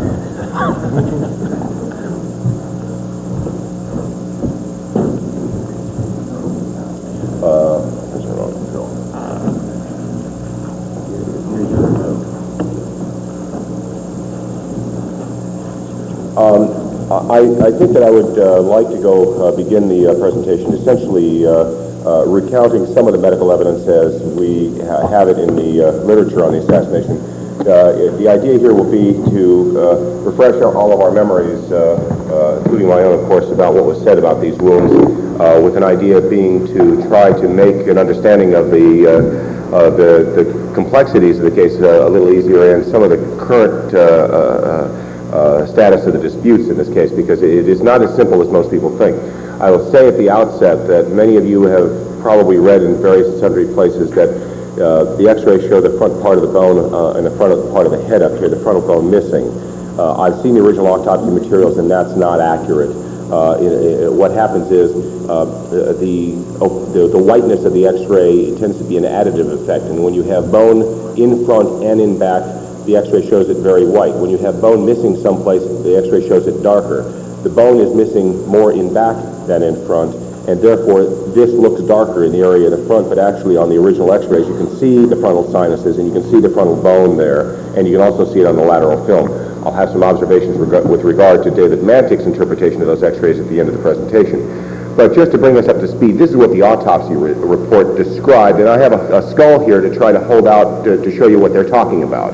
There is an irregular defect of the scalp and skull on the right involving chiefly the parietal bone, which is this bone up here, but extending somewhat into the temporal, this bone here, and occipital regions.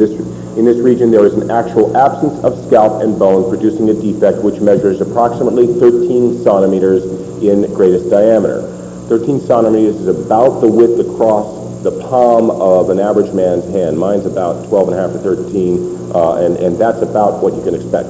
So let us take the palm of our hands and imagine a defect that would involve the parietal bone and extend into the temporal and occipital regions, and if we had such a defect, it would have to be here, would it not?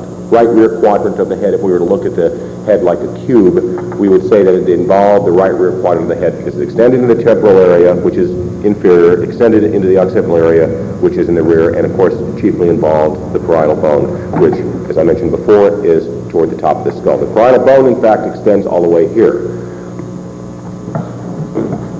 Now, this is the autopsy diagram prepared by an artist named Rydberg under the direction of the autopsy pathologist, indicating the defect as they portrayed it. And you'll see that they have Kennedy's head tilted very far forward to show that the defect essentially started in this location up here, but that there was an entrance wound where it says in that arrow down here, and they pointed to a skull. And the defect, they're describing it as thus. So a little bit more anterior than what you would intuitively guess by their autopsy description. Now, this is a diagram prepared by McClellan, which first appeared in 6 Seconds in Dallas by Tink Thompson. And in this image of it, which is copied from my own version of it, that's my thumb up top here, there is a letter written by Paul Peters, who I heard speak on the subject of Kennedy's assassination, where he indicates his agreement with this diagram, indicating that the major defect of the skull that he saw at Parkland Hospital was in the rear of the skull, right? And essentially very far rearward. The ear would be sticking out of this canal here, and you can see that with respect to that diagram, the defect did extend down that low that it would be looking at the head straight on from the back, that you would have this portion of the head missing as they examined it. There was a controversy. Now, the autopsy pathologist labeled the skull for the House Select Committee on Assassinations, and you can see here in this diagram, or in this skull, that's the external occipital protuberance, that little knob right there, which on this skull you can see is the central dot here. And they labeled these spots. There was a spot labeled here, a spot labeled here, and a spot labeled here, and that's where the 3 different autopsy pathologists placed the entrance wound. Well, the House Select Committee on Assassinations, as well as the forensic group that was assembled for the Rockefeller Commission, decided on the basis of photographs and evidence that they'd missed the wound, that the wound was not down here, but it was up here. Now, I don't believe there is a person in this room likely to have ever made such an error, and there probably isn't a pathologist in the group of you. I think that this is the kind of error that a first-year forensic pathology resident would have been canned for residency for having made, and he would have been canned by someone like Dr. Fink, who taught residents, as did Dr. Humes and Boswell.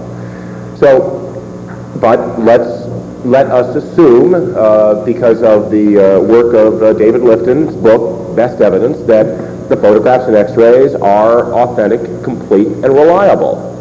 These physicians must have made an error in that case. Now, this is a diagram prepared contemporaneously on the night of the autopsy. It is the only, quote, notes, unquote, that made it into the final record, although there's reason to suspect, which I will not dwell upon here today, that there may be other notes that were taken that survived a burning that were not part of the record ultimately and have just since disappeared. But this was the autopsy face sheet prepared by Dr. Boswell on the night of the autopsy. I'll draw your attention to 2 numbers here. The number under this is a numerator of 3 and a denominator of 6. I don't know if I show that again to prove that is actually a 6, but it is clearly a 6, and we've seen it in big blow-ups. And also there is the number 17 here with the word missing there. Now, before the House Select Committee on Assassinations, to Harrison Livingston, and to me in a phone conversation of March 30th, 1994, Dr. Boswell said to all 3 of us that 17 centimeters was the area that was missing at the time of the assassinations. Now, I do have it, and you can see that clearly is a 6. There's the missing, and that there was a fragment of bone 6 centimeters below the area of the defect. Well, when you look at a skull, it is very convenient, and we might even want to turn all these lights off unless people are foolish enough to be taking notes on what I'm saying. Wouldn't want to do that, would you? Down, the other way. So everybody can go to sleep. Yeah, it's after lunch, remember. Thank you. Now, the very peculiar thing about this, if 17 centimeters was missing at the time of the assassination and from the skull, I took this skull, which I have here in my hand, and took a measurement. And I measured 17 centimeters for the most from the most anterior location the defect could have been. Jack Kennedy, who was my age at the time of his death, my very age today, 46, was lucky enough to have a lower hairline than I do. But if the defect in the skull extended as low as the point I'm putting here, which is 4 centimeters above the supraorbital ridge, and you measure backward from that position, you are spot on the external occipital protuberance. This higher location is about 13.5 centimeters behind the most anterior location the defect could have extended. So in the respect that he put 17 centimeters on a face sheet diagram, he basically is indicating that that defect went well back into the rear of the skull. The fact that he also put 6 centimeters down there is relevant as well. This is a measurement taken from the lowest portion of the skull underneath the external occipital protuberance, which is called the foramen magnum. And the foramen magnum is the opening through which the spinal cord runs. Dr. Riley understands this much better than I do, but as I understand it from my neuroanatomy friends, that's what happens at that hole there. In any case, 6 centimeters directly above the external occipital protuberance, and where are you? Spot on, or 6 centimeters above the foramen magnum, you are again spot on the external occipital protuberance. So in a way, the autopsy pathologist verbally said that the wound was very near the external occipital protuberance. He put 2 numbers on the autopsy face sheet prepared on the night of the autopsy, and therefore, because they're so close to the event itself, and they're contemporaneous, more reliable, he has essentially biangulated this wound right to that location accurately. How could they be wrong? It is a mystery, isn't it? Now, here is a diagram drawing by Paul O'Connor, which many people who are convinced that these fellows made a mistake and the wound is much higher, many apologists for the Warren Commission have scoffed at this diagram that indicates a defect that extended well back into the back of the head here. Here is what we're talking about this is prepared by Doug DeSalles, a very nice comparison image showing the external occipital protuberance where they indicated it was in their autopsy diagram, where they testified to it before the Warren Commission, where they again testified to it before the House Select Committee on Assassinations, where they insisted to the Journal of American Medical Association in interviews published in May of 1992, and where Boswell again told me in March 30th of this year that the wound was down there, the entrance wound was down there. But they were forced before the House Select Committee on Assassinations to look at this photograph, and this is a diagram of the photograph. The photograph is far less clear, as we'll see, indicating that no, the defect, the wound of entrance had to be way up high in the skull, and that there was no defect in the back of the scalp here, as so many people at Parkland Hospital have said there was. Now, they looked at that image of the photograph, and they were asked, does this not go backwards? All the way on the right, I see, okay.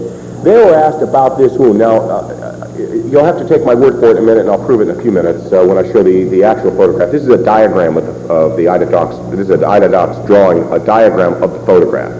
And she has greatly emphasized or exaggerated the prominence of that object there to make it more easy to interpret it as an entrance wound.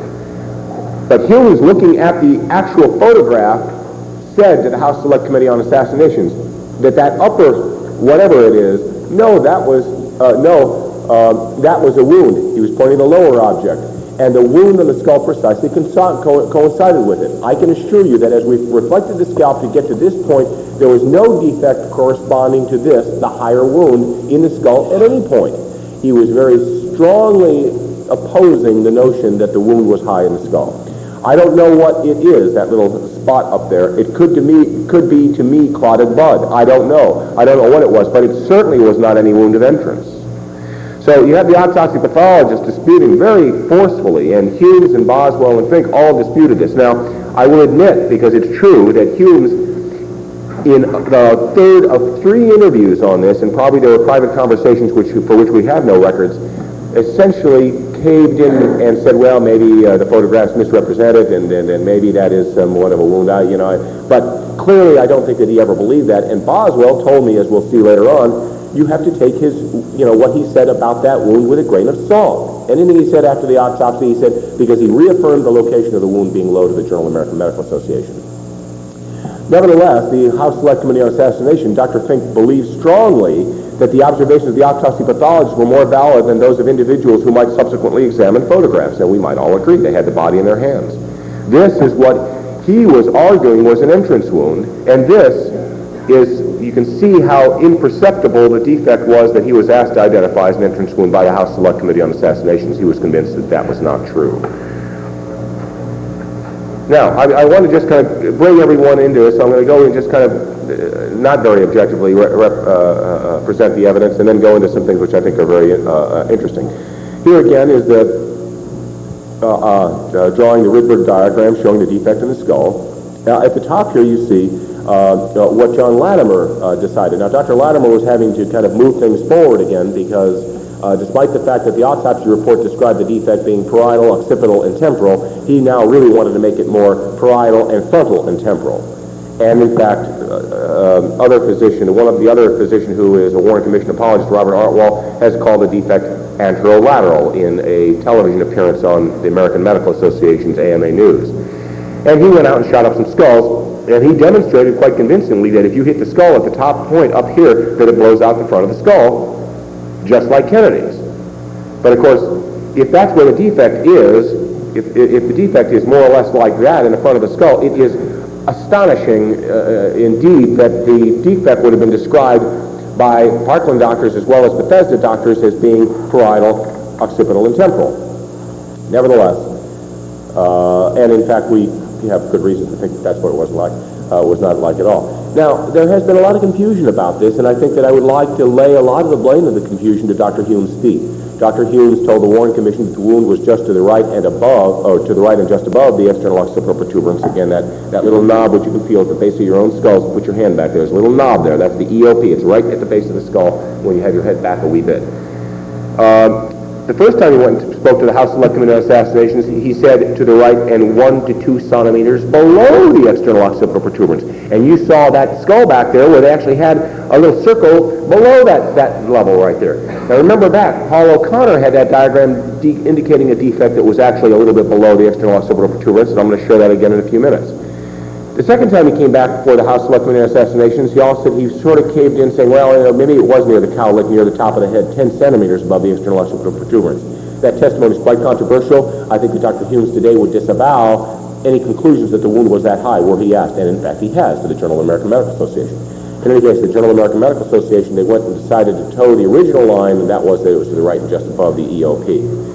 Now, I asked Dr. Boswell about this in my phone conversation. I won't play that part of it because there's only so much of this that I can, waste all our time playing, and it's not all that fascinating, but you can read what he says. Well, I tell you, what Jim and I agreed to in conference with the AMA people was that all the measurements and all the information in the autopsy report were the most valid, and that anything that might have been said subsequent to that had to be taken with a grain of salt.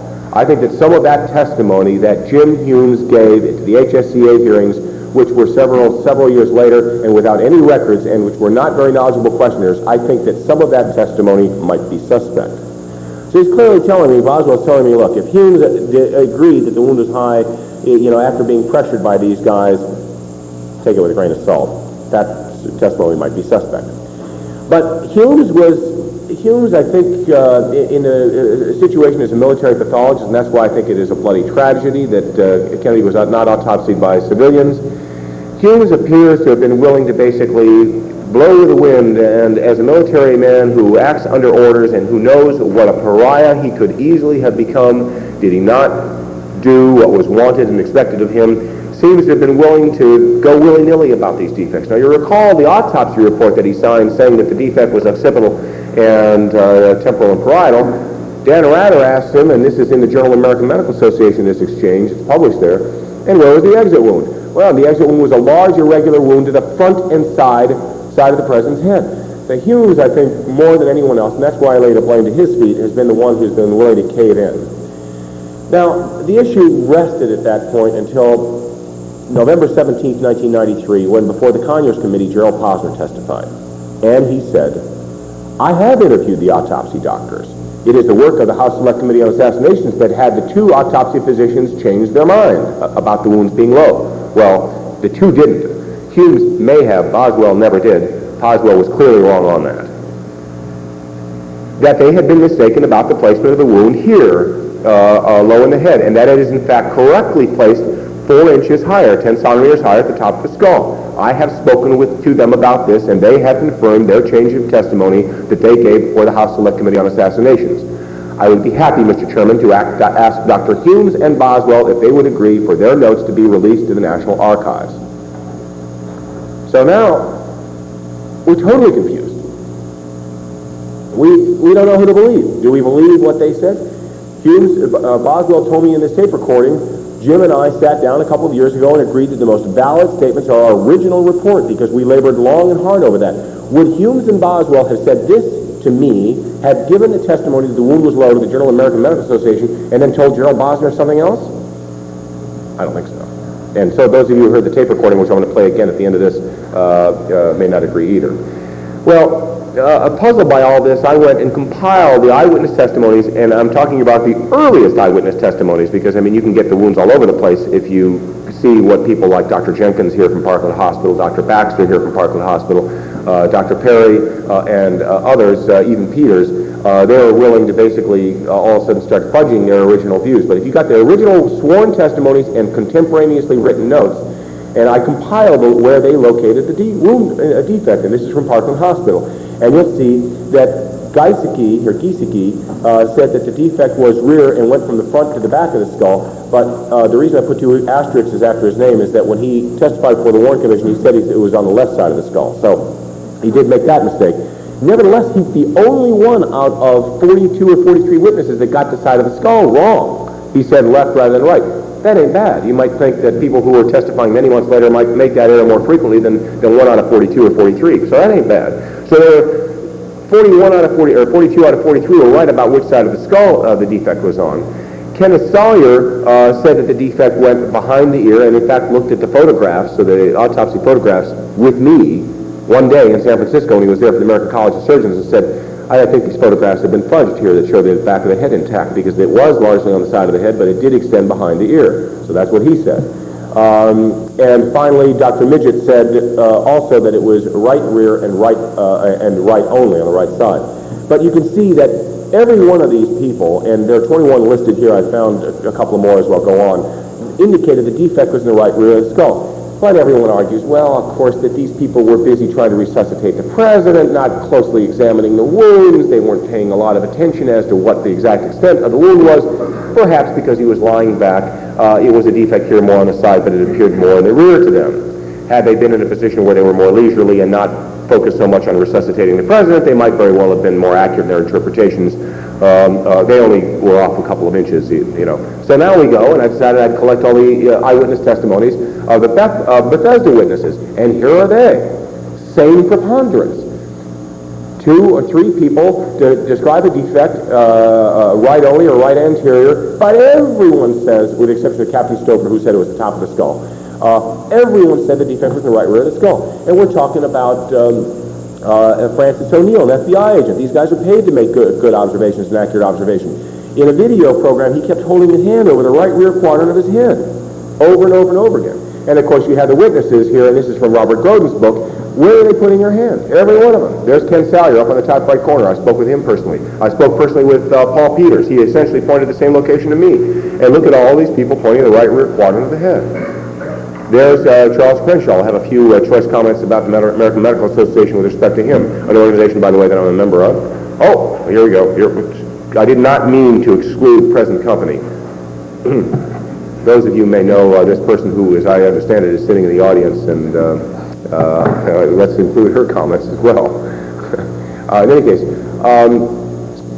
now, Marion Thomas Jenkins is an anesthesiologist and was on the faculty at Parkland Hospital, and he and Baxter have given incredibly inconsistent accounts of the wounds over the years, and he is held up as a model, and he is held up and essentially glorified in Posner's book, and also in the Journal of the American Medical Association, because he was willing to say 2 things. One, that Charles Crenshaw's depiction of the wounds of an exit defect in the rear of the skull and a defect in the rear of the skull and an entrance wound perhaps in the throat, that Crenshaw was basically full of it. Now, this is from Jenkins in Case Closed. The description of the cerebellum was my fault. Now, you'll recall the cerebellum is the part of the brain that is right back here at the base of the skull, right in here. So if you could see cerebellum on Jack Kennedy at the time after he was assassinated, that means that defect had to be very low in the back of the skull.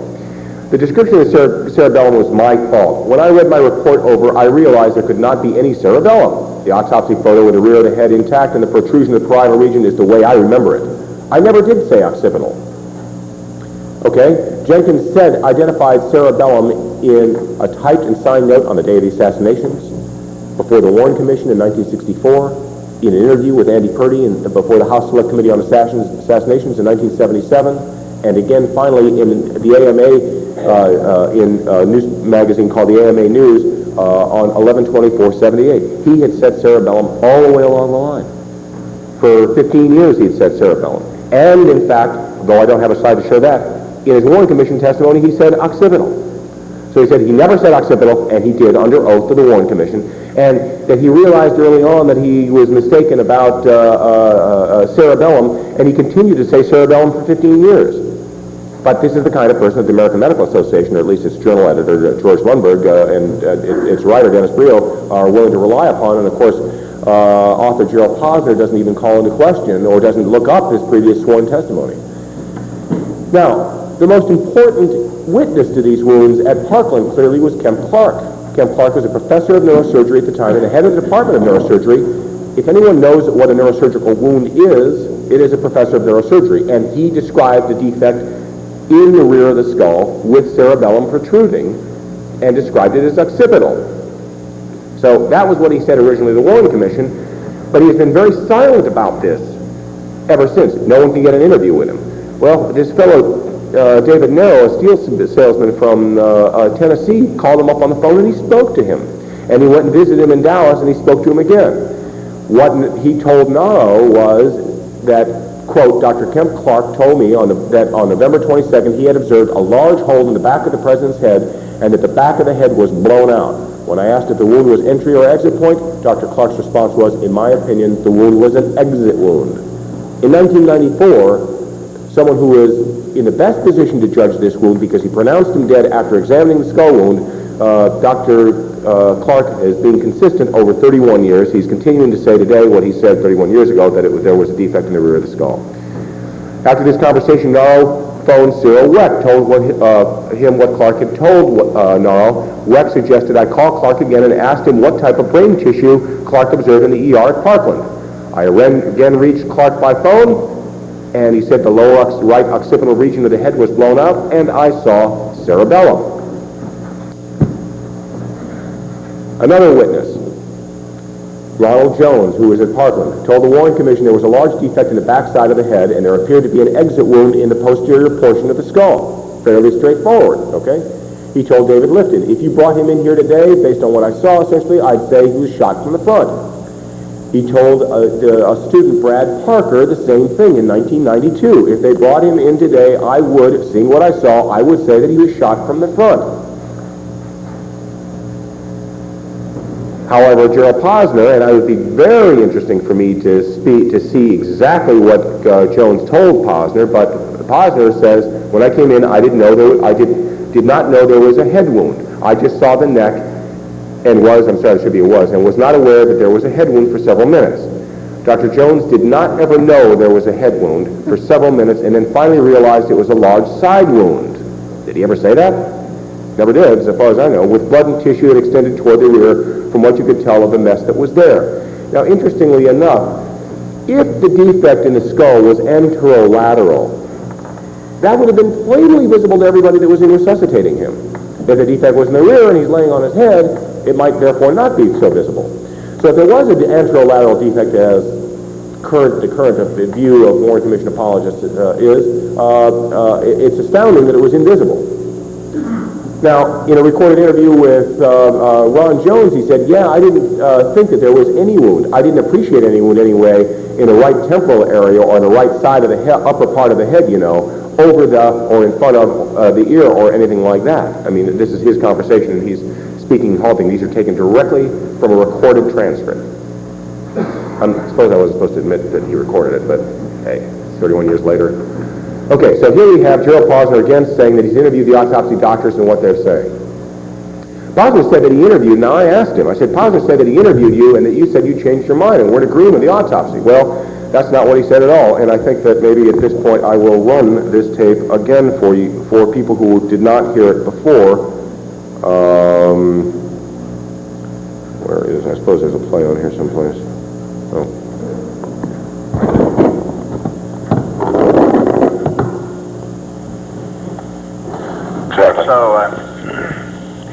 So Jim and I sat down a couple of years ago and agreed that the most valid statements are our original report, because we labored over that long and hard. You know, the autopsy went several hours. Right. We stayed there a long time and refreshed our notes and so forth, and then got together for 2 days later after that and wrote the report, and all the figures and data there is the most legitimate.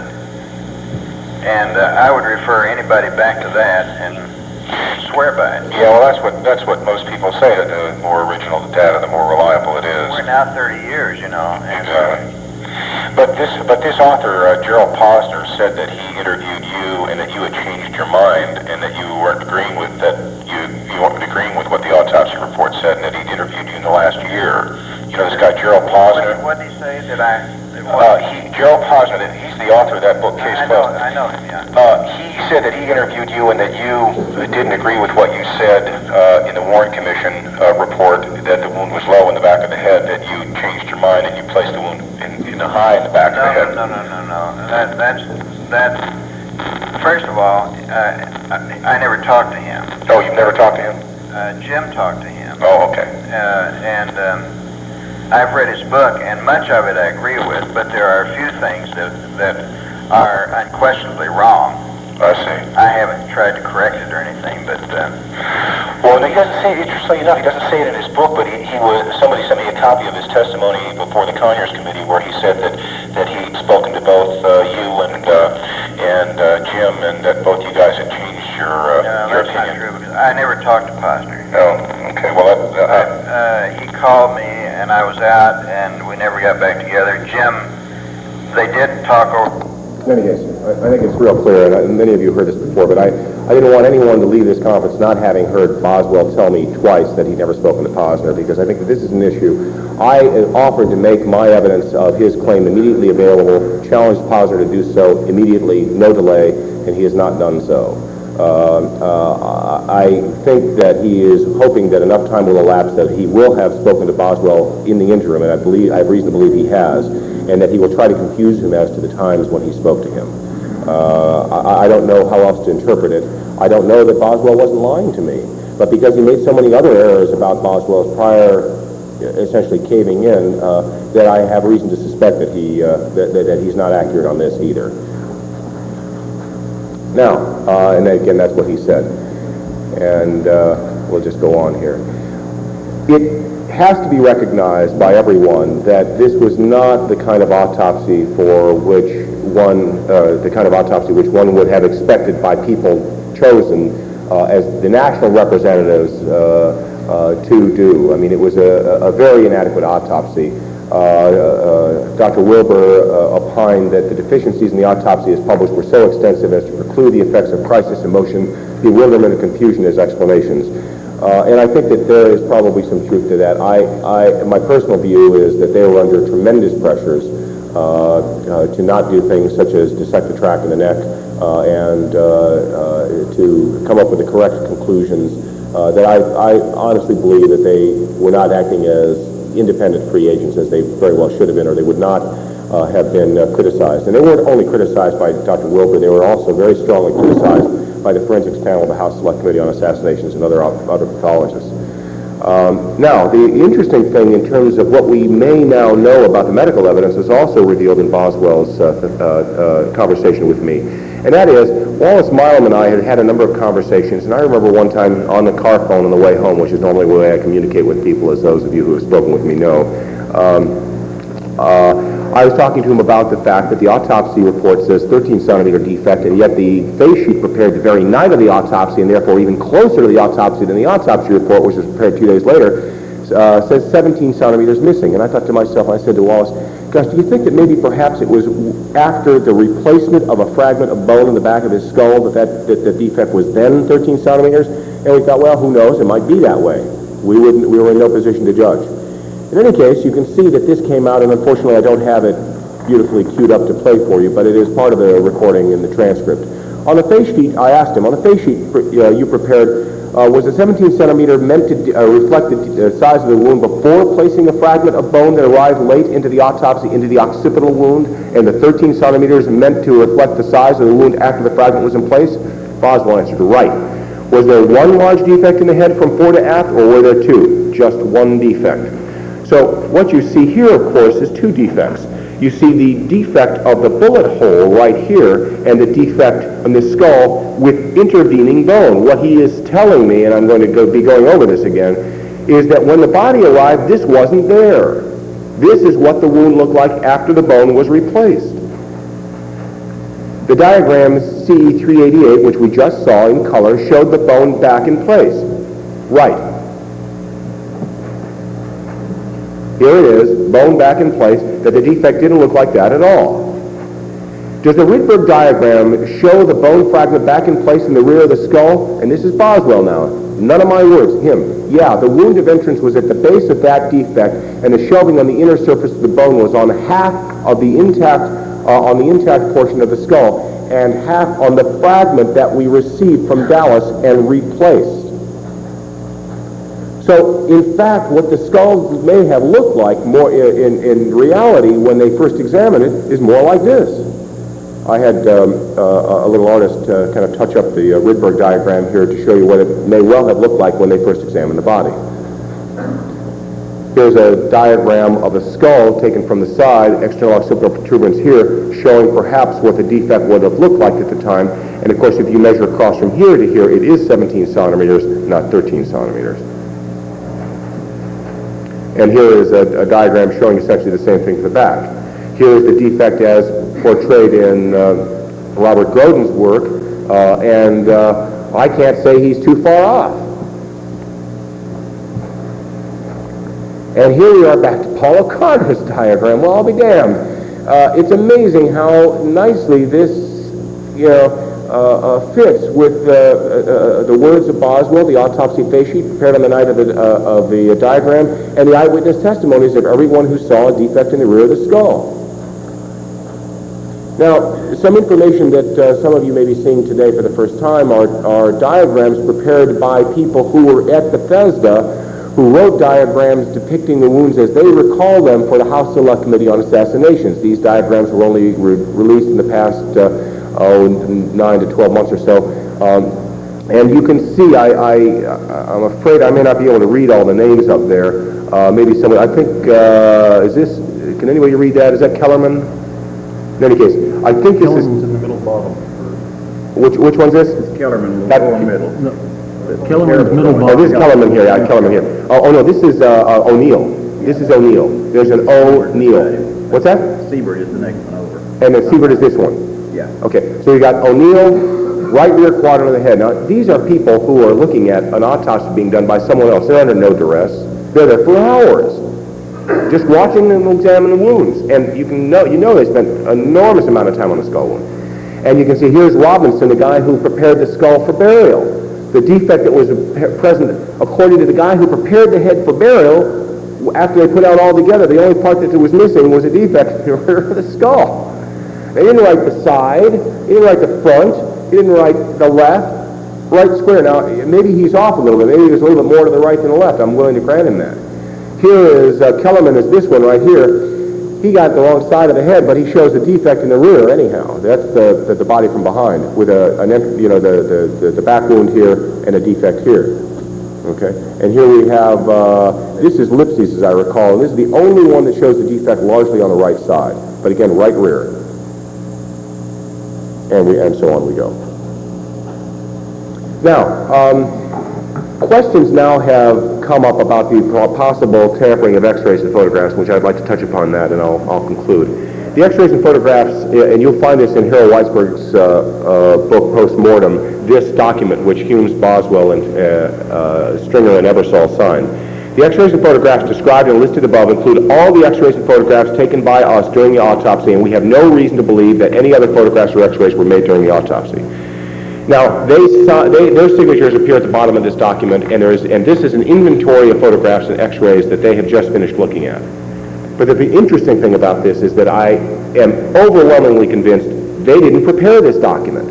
And in fact, in a document which I did not bring and don't have a slide of, Fink, whose name does not appear at the bottom of this, who saw this same inventory a few days later, wrote in a memo that this inventory of photographs was prepared by the Justice Department. And this document appeared in the last several months from a good fellow from the U.S. Department of Justice, Carl Belcher. On the afternoon of November 10th, I took the original one copy of the document entitled Report of Inspection by Naval Medical Staff on November 1 at the National Archives to the Naval Medical Center, where it was read and signed by Captain Hughes, Boswell, Eversole, and Stringer. Certain corrections were made. This document, as Dr. Fink had said, had been prepared by the Justice Department. It was carried over by Belcher and signed by these people. So they didn't volunteer that this x-ray and photographic inventory was complete. Someone else put that in there, as you might very well have expected it would have been done, in a bureaucratic tradition to try to close this case. They had to try to insist that this photographic inventory was complete.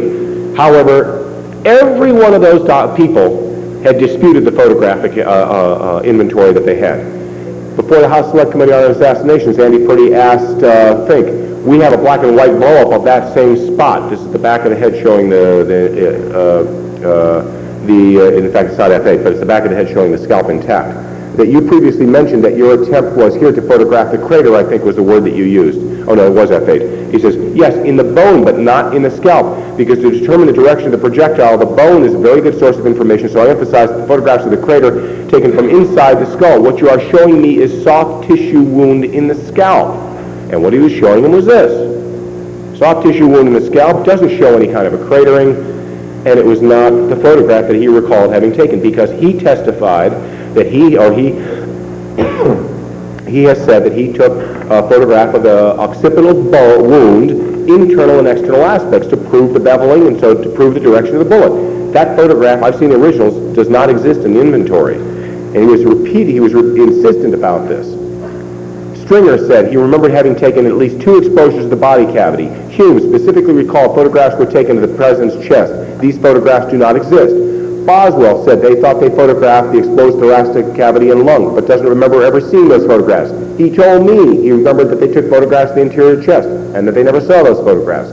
Robert Carney recalls them putting the probe in and taking pictures, and the body was on its side.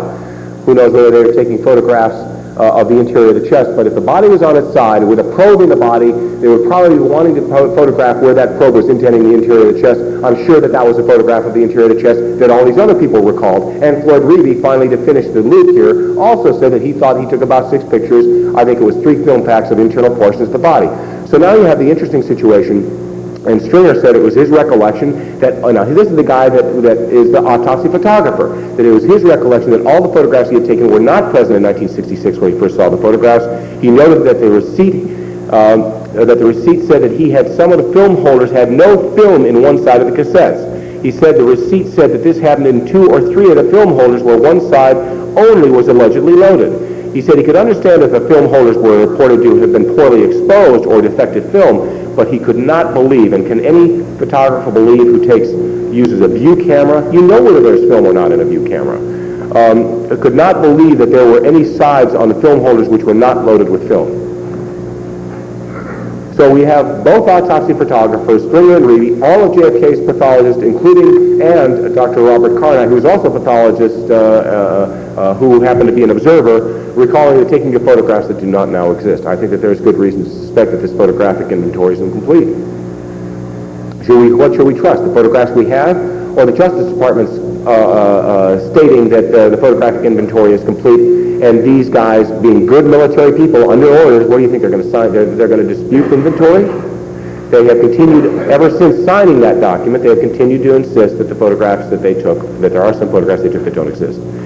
Now, just to get into the X-ray evidence briefly, and we'll conclude, we see this photograph. This is a copy of the X-ray that they looked at on the night of the assassination, and I think that anyone who looks at this photograph and doesn't realize that there is a large fragment here. This is the largest fragment in the body, the largest bullet fragment that is in the body.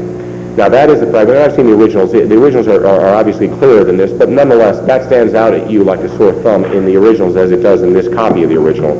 This is not the enhanced version, incidentally, that you're liable to pick up in most of the books, you know, High Treason and High Treason 2 and so on and so forth. This is an unenhanced X-ray. Now, in the enhanced X-rays, you can lose this little fragment because everything else is enhanced so much that you hardly notice it. But in the originals, that little fragment stands out much more prominently, and it is that fragment they're supposed to have missed. Now, this is an image done from David Mantik's work. That fragment is in this little arrow right here, and you can see it's almost invisible on the lateral film, and it is hard to see it even on the original. You can see it much more clearly than you can on these reproductions. Oops, went too far.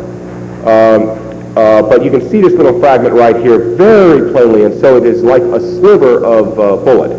Or just a shaving. Interestingly enough, it just happened to be a cross-section of the bullet, 6.5 millimeters in diameter, and people have argued that this 6.5 millimeter obviously came from the Carcano because it was 6.5 millimeters in size.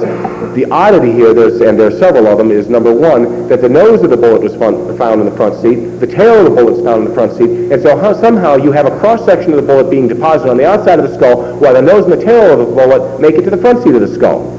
Not very likely. Howard Donahue has observed in his book by Menninger that if this had been shaved off, which has been the argument that a fragment of the bullet, of a full metal jacketed bullet was shaved off in this way, it would have tended to have deposited near the top of the entrance wound rather than below because it was coming from above down, and as we've seen here, it is actually deposited below the skull wound rather than above. It also is the most prominent fragment in the skull, and they were charged by Berkeley to go in and find the fragments of the skull, and yet they omitted finding this one, and this was the easiest one to find. It was right there under the scalp, laying on the skull. So David Mantik has done some work with densitometry, and the work that David Mantik, who was a professor of physics before he went to medical school and is now a radiation oncologist with a lot of experience in radiology, he has done some X-ray, some measurements on the X-rays, measuring the density of, or the opacification, level of opacification of the X-rays. And he has compared these X-rays with other X-rays to find some very astonishing and unusual things. First of all, on that fragment back there, the densitometry measurements on the lateral film of that fragment are in stark contrast to what you see on the anterior-posterior. They're inconsistent. So perhaps that anterior-posterior X-ray was tampered with in a way to make that fragment back there seem larger, because the two FBI agents who were there, Siebert and O'Neill, said in their report that the largest fragment was behind the eye and the second largest fragment was in the rear of the skull. But in the X-rays that we now have, it's exactly the opposite. The largest fragment is the rear of the skull, and this one's up in front. If they wanted to tamper, that might have been something they would have chosen to do. But David Mantik's work has shown that if you compare, and you can do this by measuring the amount of light that transmits through these X-rays, the darker the amount of light, the darker the portion, the less bone was there. So you can come up with a ratio between the amount of light that gets through here and the amount of light that gets through there. A lot of light gets through here, and very little gets through here because it's so dark. When you compare this normally in an X-ray and a lateral film, you will have about 2 or 3 times as much light coming through an X-ray in the posterior aspect of the skull, of a skull X-ray, as you do in the front. When you have some bony defects in the front, from gunshot wounds, the ratio may go up as high as 5, perhaps even as high as 10 to 1, as much light coming through the X-ray in the back as here. In Jack Kennedy's, there is very close to 1,000 times as much light coming through the X-ray in the lateral film on densitometry measurements as comes through the X-ray in the front of the skull. This is so far from what we would have expected to be normal that it has persuaded David Mantik that there's been some tampering in these X-rays. Moreover, if you measure the amount of the density of the bone around what we call the petrous bone, and this is an enhanced X-ray, and so it tends to underemphasize how dense this bone is around the petrous bone, which is right down in here. And on the original X-rays, you can measure it much more easily. You find that the petrous bone is the hardest bone in the body, and it's your ear bone. And it runs from one side of the skull through the middle of the skull, and you have another ear bone on the other side. So it basically is bone from one side of the skull to the other side of the skull. and the densitometry measurements of the petrous bone on the lateral film are virtually as high as the bone in the back of the skull, indicating that if these measurements are accurate, it means the back of his head was filled with bone, not brain, something which people who have heard him speak argue probably isn't true. In any case, I wanted to make a brief comment about, and I probably should have included this with my tape recording, but I didn't. Two people on CompuServe bulletin board, Gerald McNally and Robert Artwell, have come forward to say that Gerald Posner has irrefutable proof of his interviews with them and what they've said. And that was August 10th. That's 3 months ago that I heard from them. No one's seen this proof yet.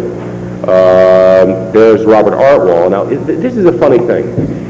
It's odd to me in the extreme. Were Artwell to say that he conducted an interview with someone, he's a physician, but were he to say that he conducted an interview with someone and so-and-so said someone thus and such, I would never say that that wasn't true. I would say, well, let's see what the evidence is. But he immediately gets a phone call from Gerald Posner, and he must know about the myriad factual errors in Posner's book. And he immediately sallies forth in Posner's defense because Posner doesn't have the unmitigated testicular tissue to sally forth in his own. And he's presumably, and he is, here he is basically covering for Posner. What's going on? Very odd. Now, to finish up, I want to end up on something which some of you may know. Many of you may have this book or have read this book or are familiar with the fact that Charles Crenshaw wrote a book basically calling into question the single bullet theory and the description of the skull wounds that make it consistent with a shot from above and behind. He was slammed in the Journal of the American Medical Association. He was slammed by Gerald Posner. The Journal of the American Medical Association didn't have the decency, which is a common and expected and respectable courtesy of any kind of journalism, to ask him for a comment before they put a nasty comment in there. They put in the comments of Baxter principally, as well as the assent of Dr. Perry, Baxter, and Jenkins, that he probably wasn't even there. They didn't think he was there, and left that in there. If they bothered to look at the Warren Commission volumes, they'd have found that Baxter was asked who was in the trauma room with him, and he named 6 people. The first person he named under oath to the Warren Commission was Charles Crenshaw. And Crenshaw, in fact, is mentioned in Volume 2 of the Warren Commission on page, Volume 6, page 28, 32, 40, 60, 80, and 131. There are 5 witnesses to his presence there, and he's also mentioned in news accounts that are contemporaneously written. He wrote to them a long letter of response to the Journal of the American Medical Association and also to the Dallas Morning News because they had picked up the story and basically tried to slam him, saying he didn't know what he was talking about, he wasn't even there. He wrote a long letter of response proving that he was there. The Journal of the American Medical Association wouldn't publish it, suggested he write a 500-word letter, which he did. They wouldn't publish that. And they have refused to correct the factual error they made about his presence there. In any case, here's what JAMA said, okay? Here we go. Since it is hard to prove a negative, no one can say with certainty what some suspect that Crenshaw was not even in the trauma room. None of the 4, Baxter, Perry, Carrico, and Jenkins, recalls ever seeing him at the scene. Before Spector, Baxter says, can you identify the doctors who were there at the time? Oh, let's see. There was Crenshaw, Peters, Clark, yada, yada, yada. He's also mentioned in these other people, by Dr. McClellan. 2 of the doctors who were there, who were interviewed by JAMA, identified him under oath. I can report to you now that the Journal of the American Medical Association was sued by Crenshaw for this defamation, and I think justly so. If the Journal of the American Medical Association, and I'm a member of the American Medical Association, and I'm active politically, I'm on board of trustees of the San Francisco Medical Society. When I had a little more time, I was a delegate to the California Medical Association. And if they have no respect for the truth, at least one would have hoped that they would have corrected an error when they found it, particularly a slanderous error like this. Charles Crenshaw had to sue them, and they have finally agreed to an out-of-court settlement for a huge sum of money, and it has been estimated by the people who are in the know that the American Medical Association itself, in its own defense, in attorney's fees, not even considering what they had to pay Crenshaw and Gary Shaw for the slanders in this suit, are probably out of pocket $1 million. You can turn the lights up if you like. Just go and turn the lights up. Turn the lights up. they're probably out of pocket. They're probably out of pocket $1 million. But the more fascinating thing is that, of course, George Lundberg is a personal friend. He's a former military pathologist himself, and a personal friend of the autopsy pathologists. And so here's a guy who clearly knows what he wants the truth to appear to be, and is unwilling to stand by the truth, and he does it in the name of science and of truth. And I think that that's the biggest tragedy of all. Thank you very much. Thank you, Gary Aguilar. Very good presentation. Thank you, sir. It's quite a bit of information. Next up, Joseph Riley, Neurosciences. In his presentation, he has a lot of things to show to you and a lot of information to give to you. Yes, sir. Go ahead. You're fine.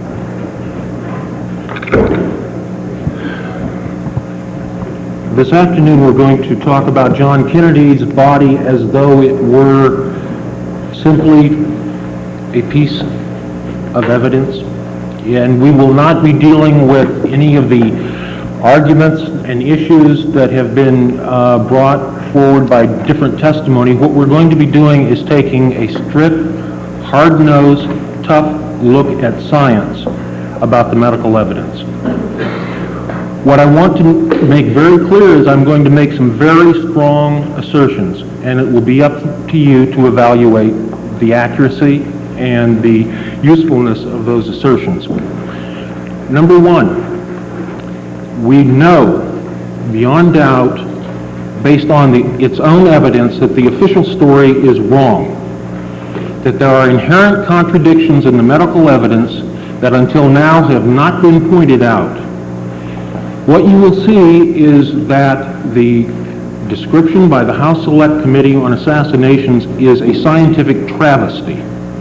It directly contradicts its own information, and the conclusion is inescapable that it cannot be correct. Okay.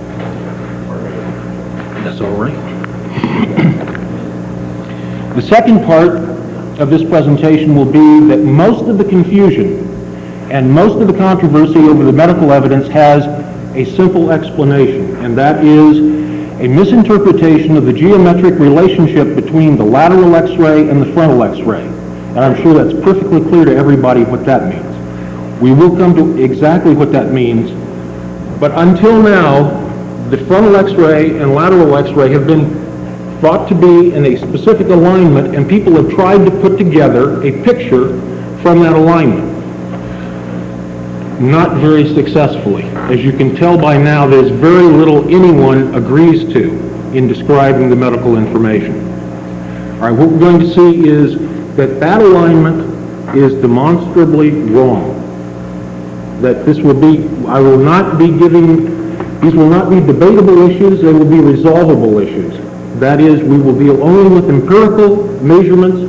You make the measurements, you judge the logic, but we will not be getting into somebody testified thus and such.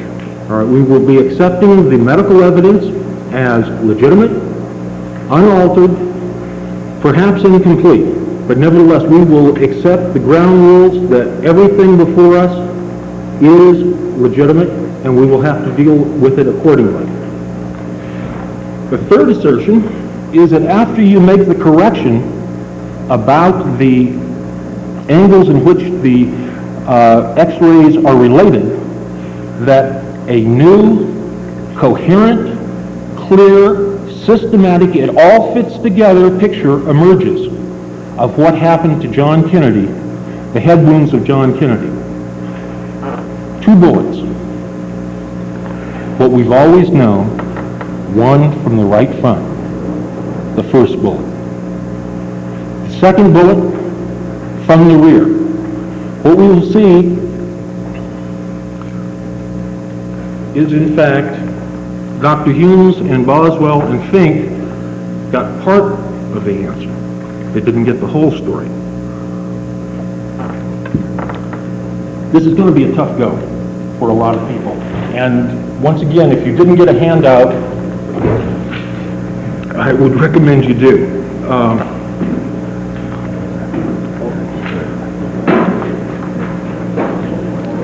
I want to emphasize we're dealing solely with the head wounds.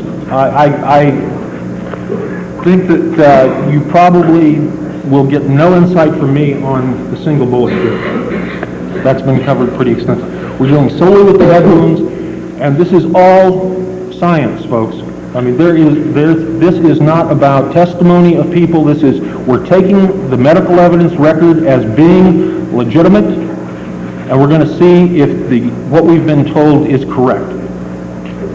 Okay, fortunately, Gary's covered some of this material, so we have essentially, our first clue that something might be wrong is the Warren Commission, as Gary showed, okay, had this description of the wound, and then all subsequent government panels came along and said, no, the entrance wound was not here, it was high up, okay? See it up here. That should be our first clue because the government's position is catch-22. The Warren Commission says the autopsy evidence supports the conclusion of a lone assassin shooting from the 6th floor window of a school book depository. Period. It's consistent. Along comes the government report, the Clark panel, then later the House Select Committee on Assassination saying, no, the wound's not there, it's 4 inches off of that, and now the results support the conclusion of a lone assassin. You can't have it both ways. That doesn't disprove the lone assassin theory, but it is certainly a reason to be skeptical about the conclusions that have been drawn from the medical evidence. All right. Just by very quick review, okay, just so we don't lose anybody, I just want to point out that we will be dealing largely with the House Select Committee interpretation as quote-unquote the official story. A few anatomical landmarks to be aware of. This is the occipital suture. All right. This is occipital bone. This is parietal. This is frontal bone. And this line here is called the coronal suture. According to the description by the House Select Committee on Assassinations, the entrance wound was roughly here, the exit wound was here. Note that the exit wound is considered to be on the coronal suture. Now I would like to point out one thing. I think that there are certainly a number of things yet to be resolved about the medical evidence. But the dispute over the rear head wound, the description in Parkland versus Bethesda, be aware that what the x-rays show, this will mark out, how much skull is missing. Okay? So that in the x-rays, in the evidence that we have, it shows that everything in front of here is gone, one way or the other. It's been blown off or it's detached.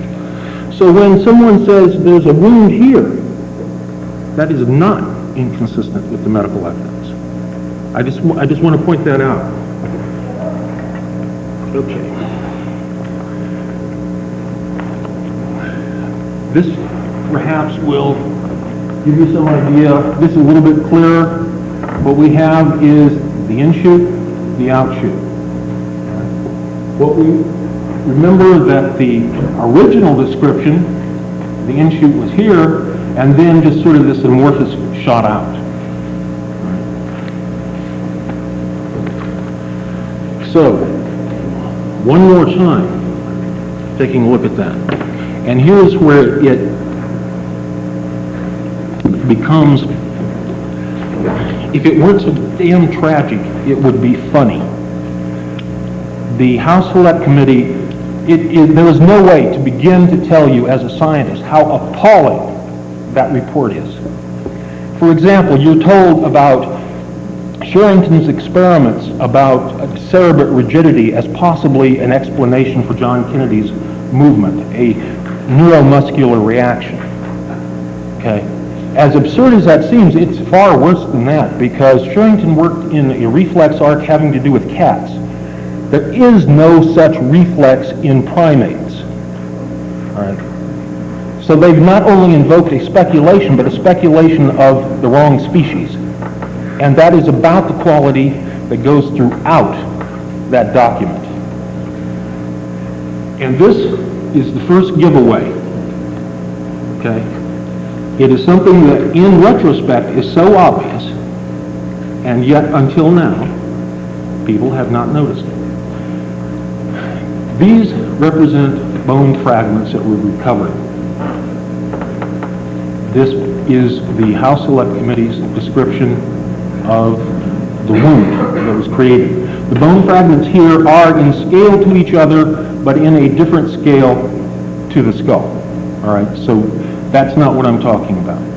What I'm talking about is this fragment. This fragment is triangular.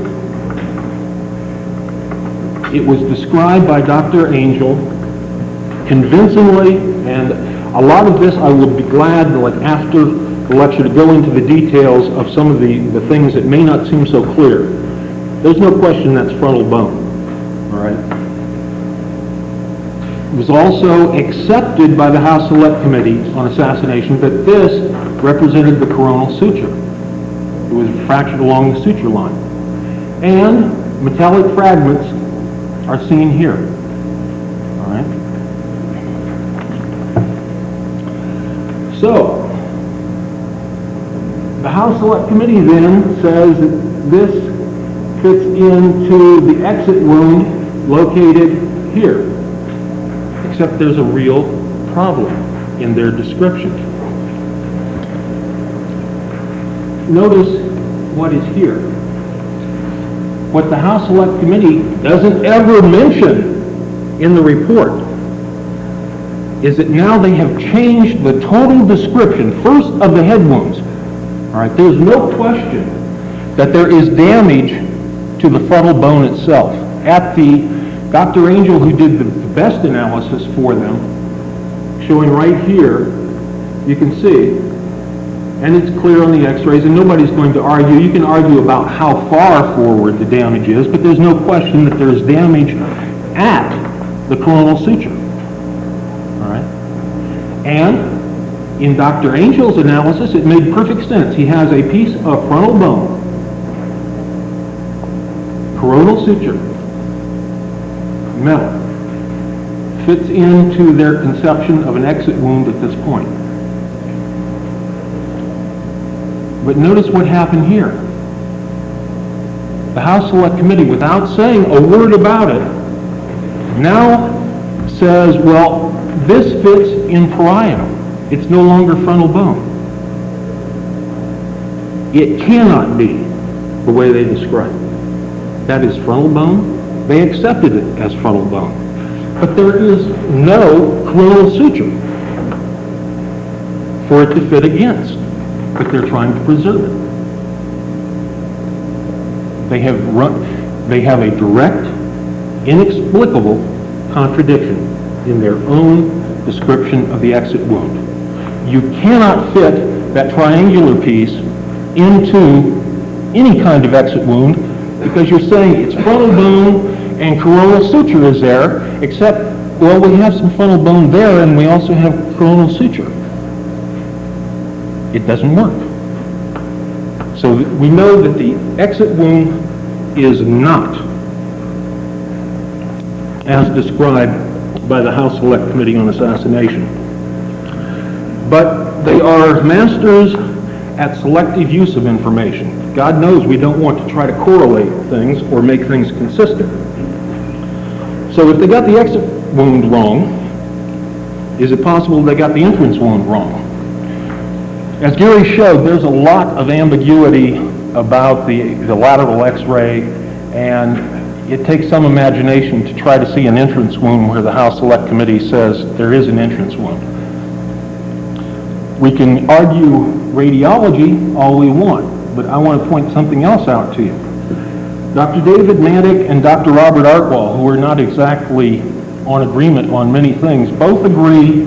I asked them about their observations, and I do warn you, some of these pictures are gruesome. We will use but most of you are familiar with this. This looks like a miss, a real big miss, unless you're an anatomist. If you're an anatomist or a neuroanatomist, you see these things in here? No problem. Intact cerebral cortex. Surface of the cerebral cortex, pardon the description, but it looks like small sausages packed together.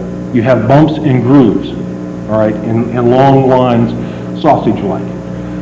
We'll not worry about the fancy names for them, except that the brain is, those bumps and grooves are organized in a pattern, all right, and it's not random. So different parts of the brain look different. And so you can see, you're going to have to take my word for this right now, and I can go through the detail, but also people who have no agreement about the conclusions that we're talking about agree that this is intact cerebral cortex. There's just no question. And you can do high-resolution scans, and it gets even more complicated. All right, so what does that mean? Can we make anything of that? Well, yes, you can. If you're an anatomist, you say, well, you look at the head here, and you look at the conformation, and then you know something about the normal structure of the brain. This is simply taken out of an atlas, all right? And you can look at the relative location, and yeah, by God, that is the quote-unquote superior parietal lobule, which is a real fancy name. What it means is it's the part of cortex that's right there, which is exactly what you see in the photograph. Okay, why is that important? Remember where the entrance wound was, according to the House Select Committee on Assassination? Right here. So what does that mean? That means that the skull that the hole is in, supposedly, is immediately over the superior parietal lobule. So you have a description now of an entrance wound of a bullet that supposedly does massive brain damage, except the cortex that gets hit first is intact. Okay? So we know they've blown the exit wound. We don't know where the exit wound is yet, but we know they've blown that. We have the government saying, well, the autopsy prospectus, they goofed. They made a mistake in the localization. It's up high, okay?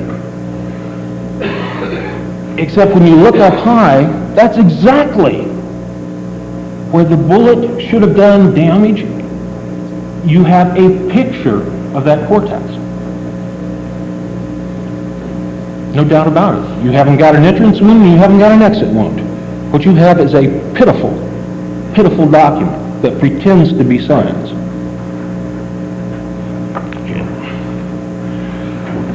So, the title was Medical Contradictions, and believe me, there are many, many more. But what we can conclude is we know the official story is wrong. All right, so the question is, can we make some sense out of all this stuff? No doubt we've all heard the endless complexities of trying to figure this stuff out. What I want to suggest to you is that it in fact does make sense, but it takes a while to get there. Maybe this is going to, if you can get this, if I can explain this well enough for you to understand what I'm talking about, then I think you'll be on solid ground. Don't worry about names of particular structures. That's not important. What we're going to be seeing is like a logic puzzle. Okay. We have a lateral X-ray. Yeah, it's easier to do it here, isn't it? Okay, we have a lateral X-ray, which is representing, it's just a side, taking a picture of the side of the head. Then we have a picture taken from the front. All right. The the description, or until now, has always been that the frontal X-ray was taken at an angle relative to the face. In other words, the lateral, we're taking the picture just like this, straight onto the side of the head. Everybody has interpreted the frontal X-ray as being taken, instead of front on, at an angle. Okay?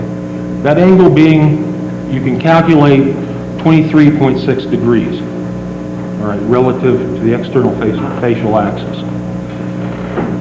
That has been the way it has always been thought of. And there's some good reasons for that. You get a relatively good correlation in some of the things Gary went through. And he talked about some of the fragments back here, and then you get correspondence in fragments here with this fragment and that sort of thing. You get a relatively good correspondence if that's all you look at. If you only look at what corresponds, sure, you can find some points that match, and they match in some very important places. But if you look at the whole story, you find some very important contradictions to that description. Let me tell you, as an anatomist, it was quite clear, and I can't ask you to believe me, take my word for it, we'll go through some of the arguments. I'm simply saying that as an anatomist, looking at the first picture, there was no doubt. That frontal X-ray was taken straight on to the face. No doubt about it. Now I'll try to show you some of the reasons why I think that. What we can do, let's ignore the bottom half. Okay, we're dealing with the top half. Essentially what we can do is align the two interpretations, all right, against, this is the frontal X-ray, this is the official story, the standard interpretation of the angle of the X-ray, and you can see that there are corresponding points. Okay. What I'm going to argue is that the accurate relationship between these two X-rays is better represented by this relationship. Okay. The frontal X-ray was taken almost straight on. I will be delighted to go into extreme esoteric detail with anyone who wants to, but I will not take up your time with it in terms of matching particular fragments, particular details. All right, we can spend a lot of time doing that, but what we need to know is which one's correct. Okay, can we make a test between these two alternative views?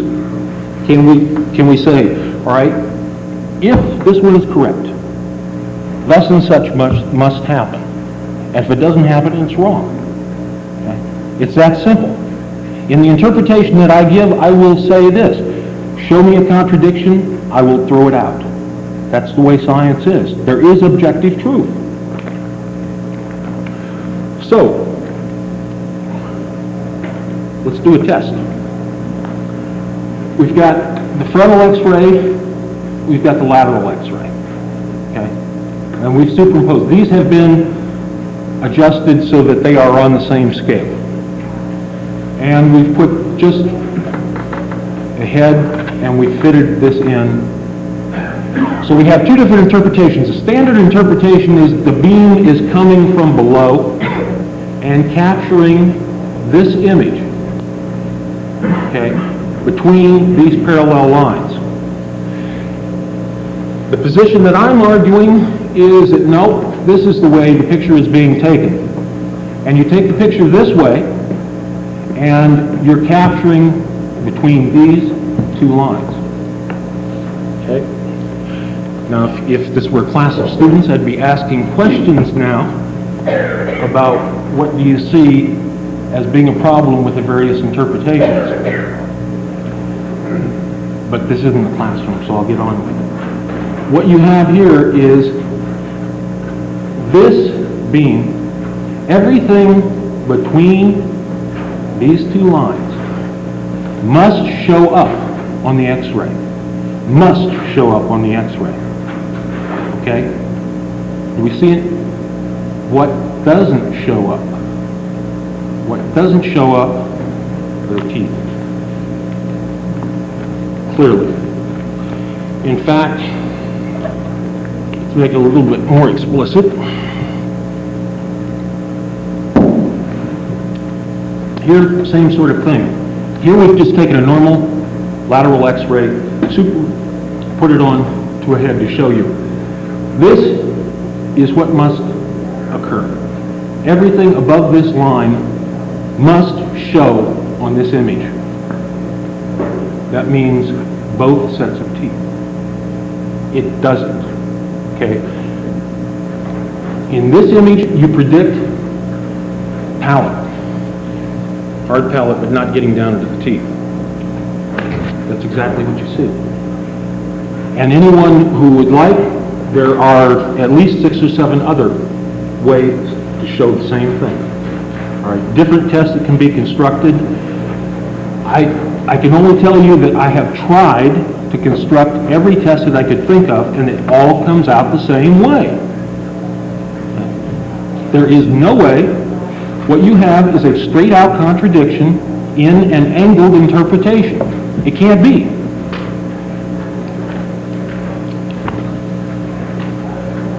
Now, one of the consequences of that, and I'm going to skip over this by and large because we're getting, but I just want to mention that some of the stuff that was talked about in terms of quote-unquote contradictions having to do with fragments. One of the consequences is that the fragments reverse in interpretation. But this circular fragment, let me get back to a picture that'll help make more sense of it.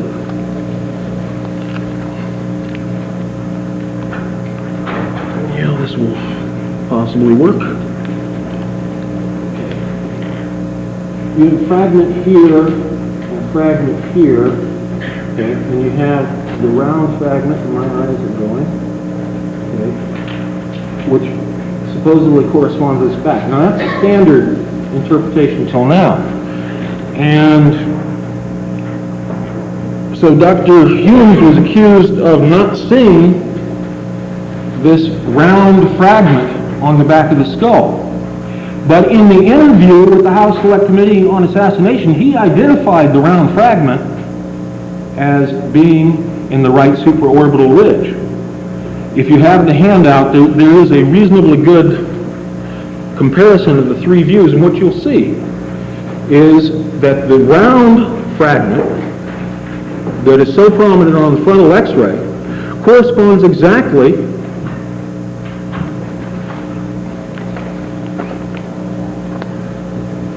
to a fragment embedded in the supraorbital ridge on the lateral x-ray, okay, and that this thing in the back, okay, corresponds exactly to a fragment that you see up here on the x-ray. So, no, they didn't miss something on the back of the head. What was on the back of the head was a sliver of metal, okay.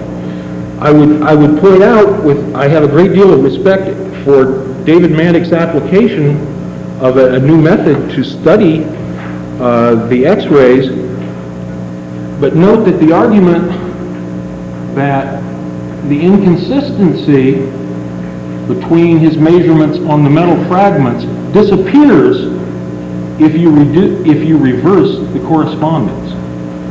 In other words,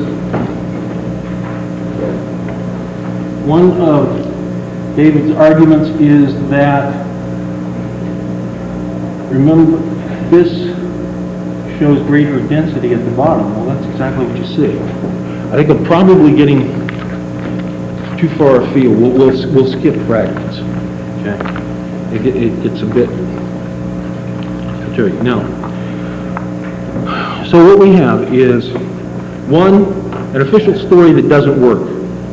2, maybe a different point of view on the medical evidence. We know that the way the x-rays have been looked at doesn't work. It leads to contradictions that are inescapable. We have another way of looking at the relationship, so we can try and see what sort of picture comes out of that interpretation? Does it start to make any sense, or at least more sense than it's made until now? Okay. One diagram that I do not know what happened to, so I would just call your attention to it. It's in the handout. Simply to point out something that if you're serious about this stuff, you stick with empirical measurements, not impressions. All right? People talk about a wound in the cowlick area, and it's on this page. You can see, and Gary showed the picture. Well, all well and good to think that it's a cowlick, okay? But you've given one empirical measurement that it is 13 centimeters, basic scientists say centimeters, not centimeters, okay, from the neck fold, okay? That's the one empirical measurement you have. You measure up from the base of the neck, 13 centimeters. Where does it put you? Right where Humes and Boswell originally described an entrance wound. I would point out, in fairness to Dr. Humes, and Gary pointed out that it was a controversial interpretation about Humes' retraction. Another interpretation of Humes' statement is he is retracting his characterization of a piece of tissue that is on the base of the skull as being the entrance site. He does not retract the positioning of the entrance wound at being near the external occipital protuberance. I mean, that, and Gary pointed out, it was controversial interpretation. All right. So, what happens now? Well, first, let's talk about Dr. Humes and their description. We shift the x-rays around and we look at right around where they described an entrance wound. Do we see any correlations? Damn right we do. Right here and right here, a hole. Okay? You won't see them match in the other orientation because they're skewed. Does it? And we said that we have this fragment in the right supraorbital ridge, which is what Dr. Humes said in his interview with the House Select Committee on Assassination.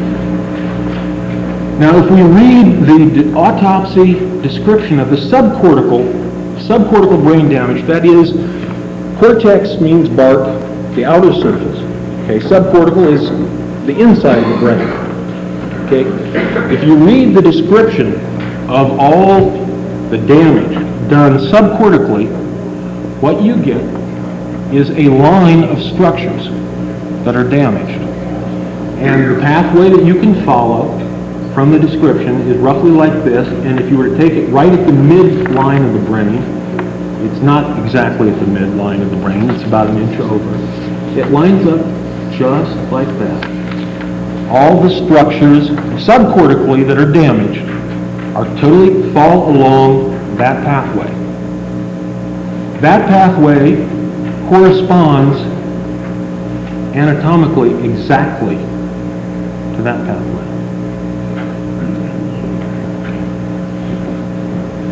Now we have something weird happening with the brain besides it disappearing. The House Select Committee, everyone has characterized it as massive brain damage, except the weight, the brain weight, was around 1,500 grams, which is at the upper limit of a normal brain. So we see massive brain damage, but what's going on?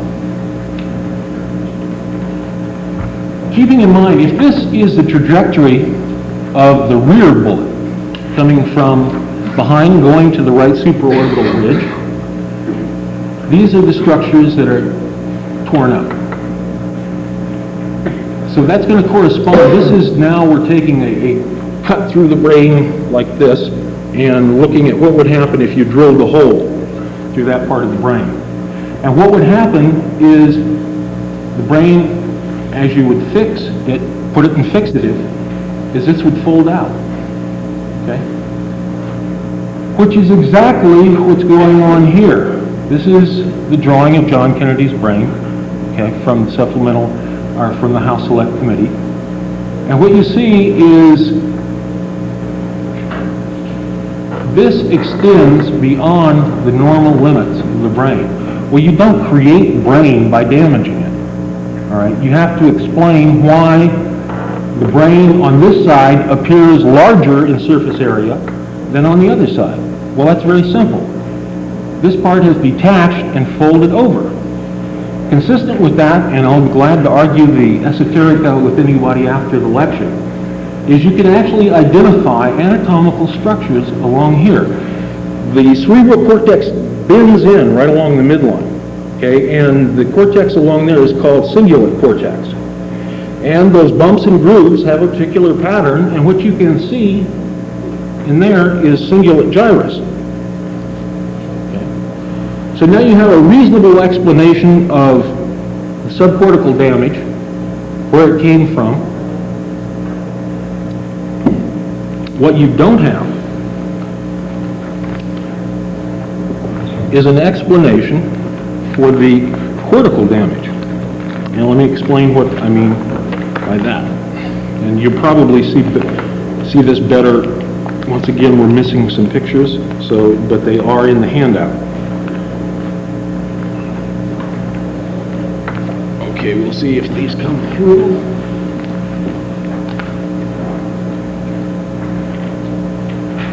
These are from the National Archives.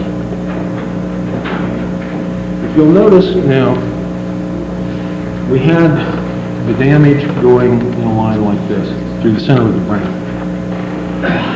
Well, remember back we said that the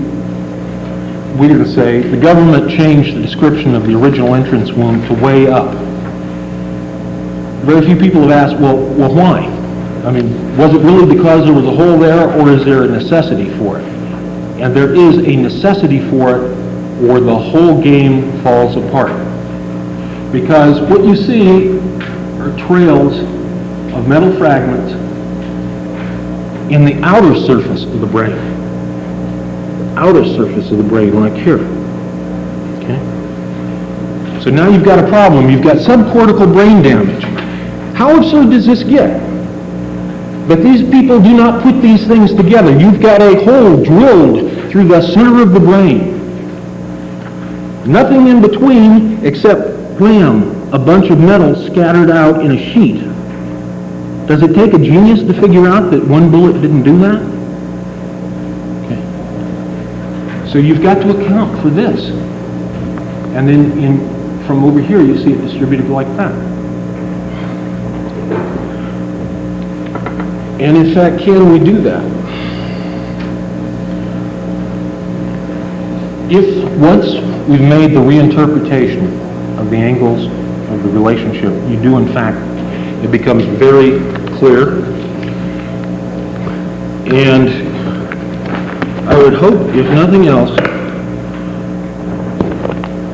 I do not know what has happened to some of the transparencies, but on this sheet, what you will see is the evidence, what we've always known for the right front shot.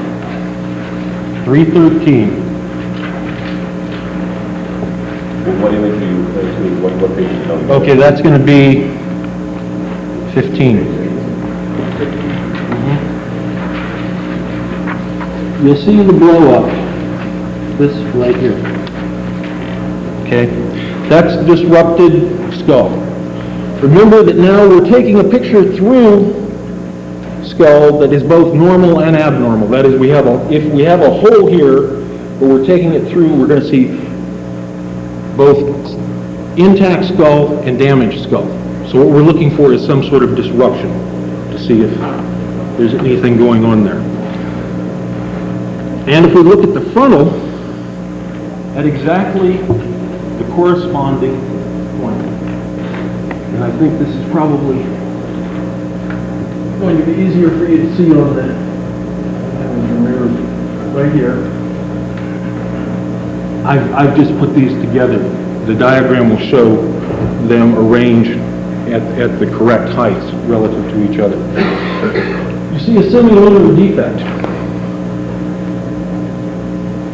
That's exactly the defect Dr. Angel described in the front. He described maybe this is the exit wound because you sure got that hole, because notice something else. See, I kind of cheated. The reason I found those spots, you just follow the metal. Just follow the metal. The metal trail leads right to that point. So, if is it possible that that is the frontal entrance wound? Okay, if that's the frontal entrance wound, which is anatomically right there, does that really surprise anybody here? That's what the anatomy says. That's what the photographs say. That's what the x-rays say, despite what we were told. If that's true, though, we've got to account for the exit wound. So, be consistent. We follow the metal trail back. Now, would anyone like to debate the anatomy of F8? Location of the exit defect. If you've had much experience with arguing about the medical evidence, F8, this thing becomes a nightmare in even trying to find a common vocabulary to talk to each other. What I'd like to point out is it really is pretty simple for an anatomist.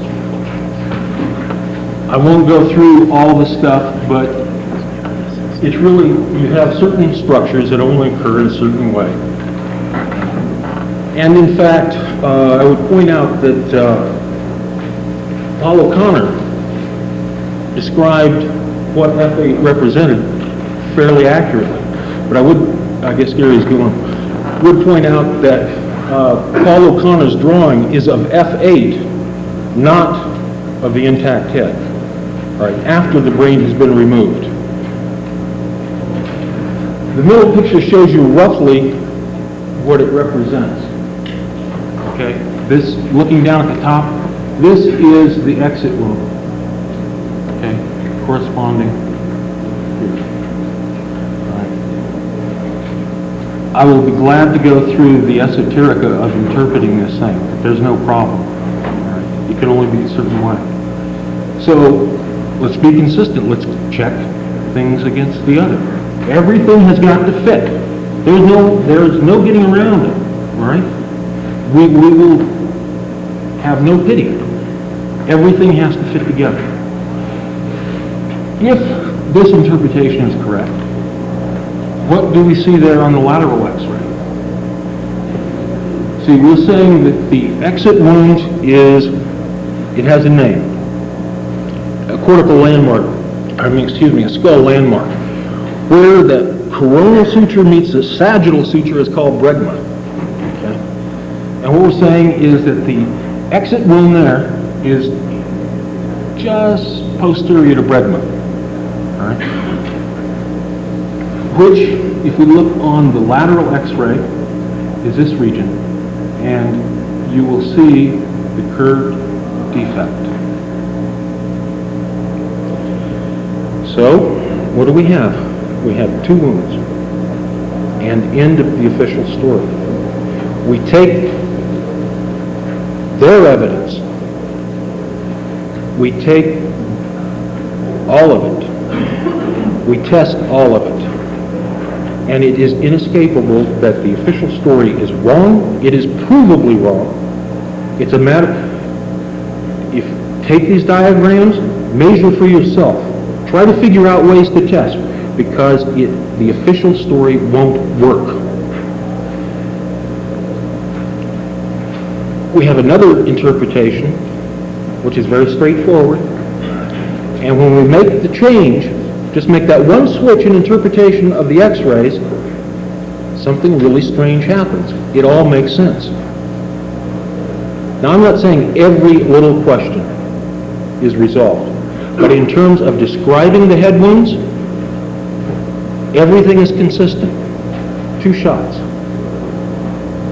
And one of them from the right front.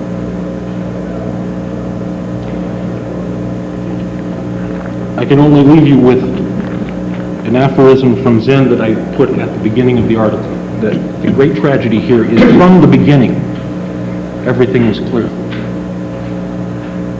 From the beginning, everything was clear. That's it.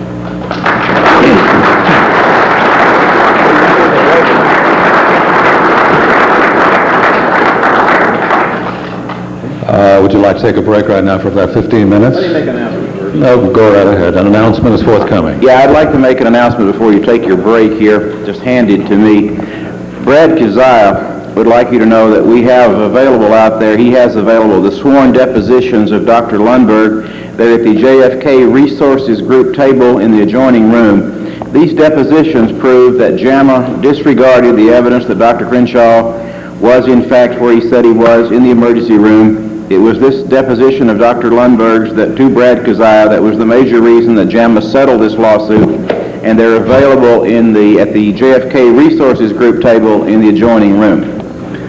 Go back about 15 minutes, please. Thank you. Yeah, well,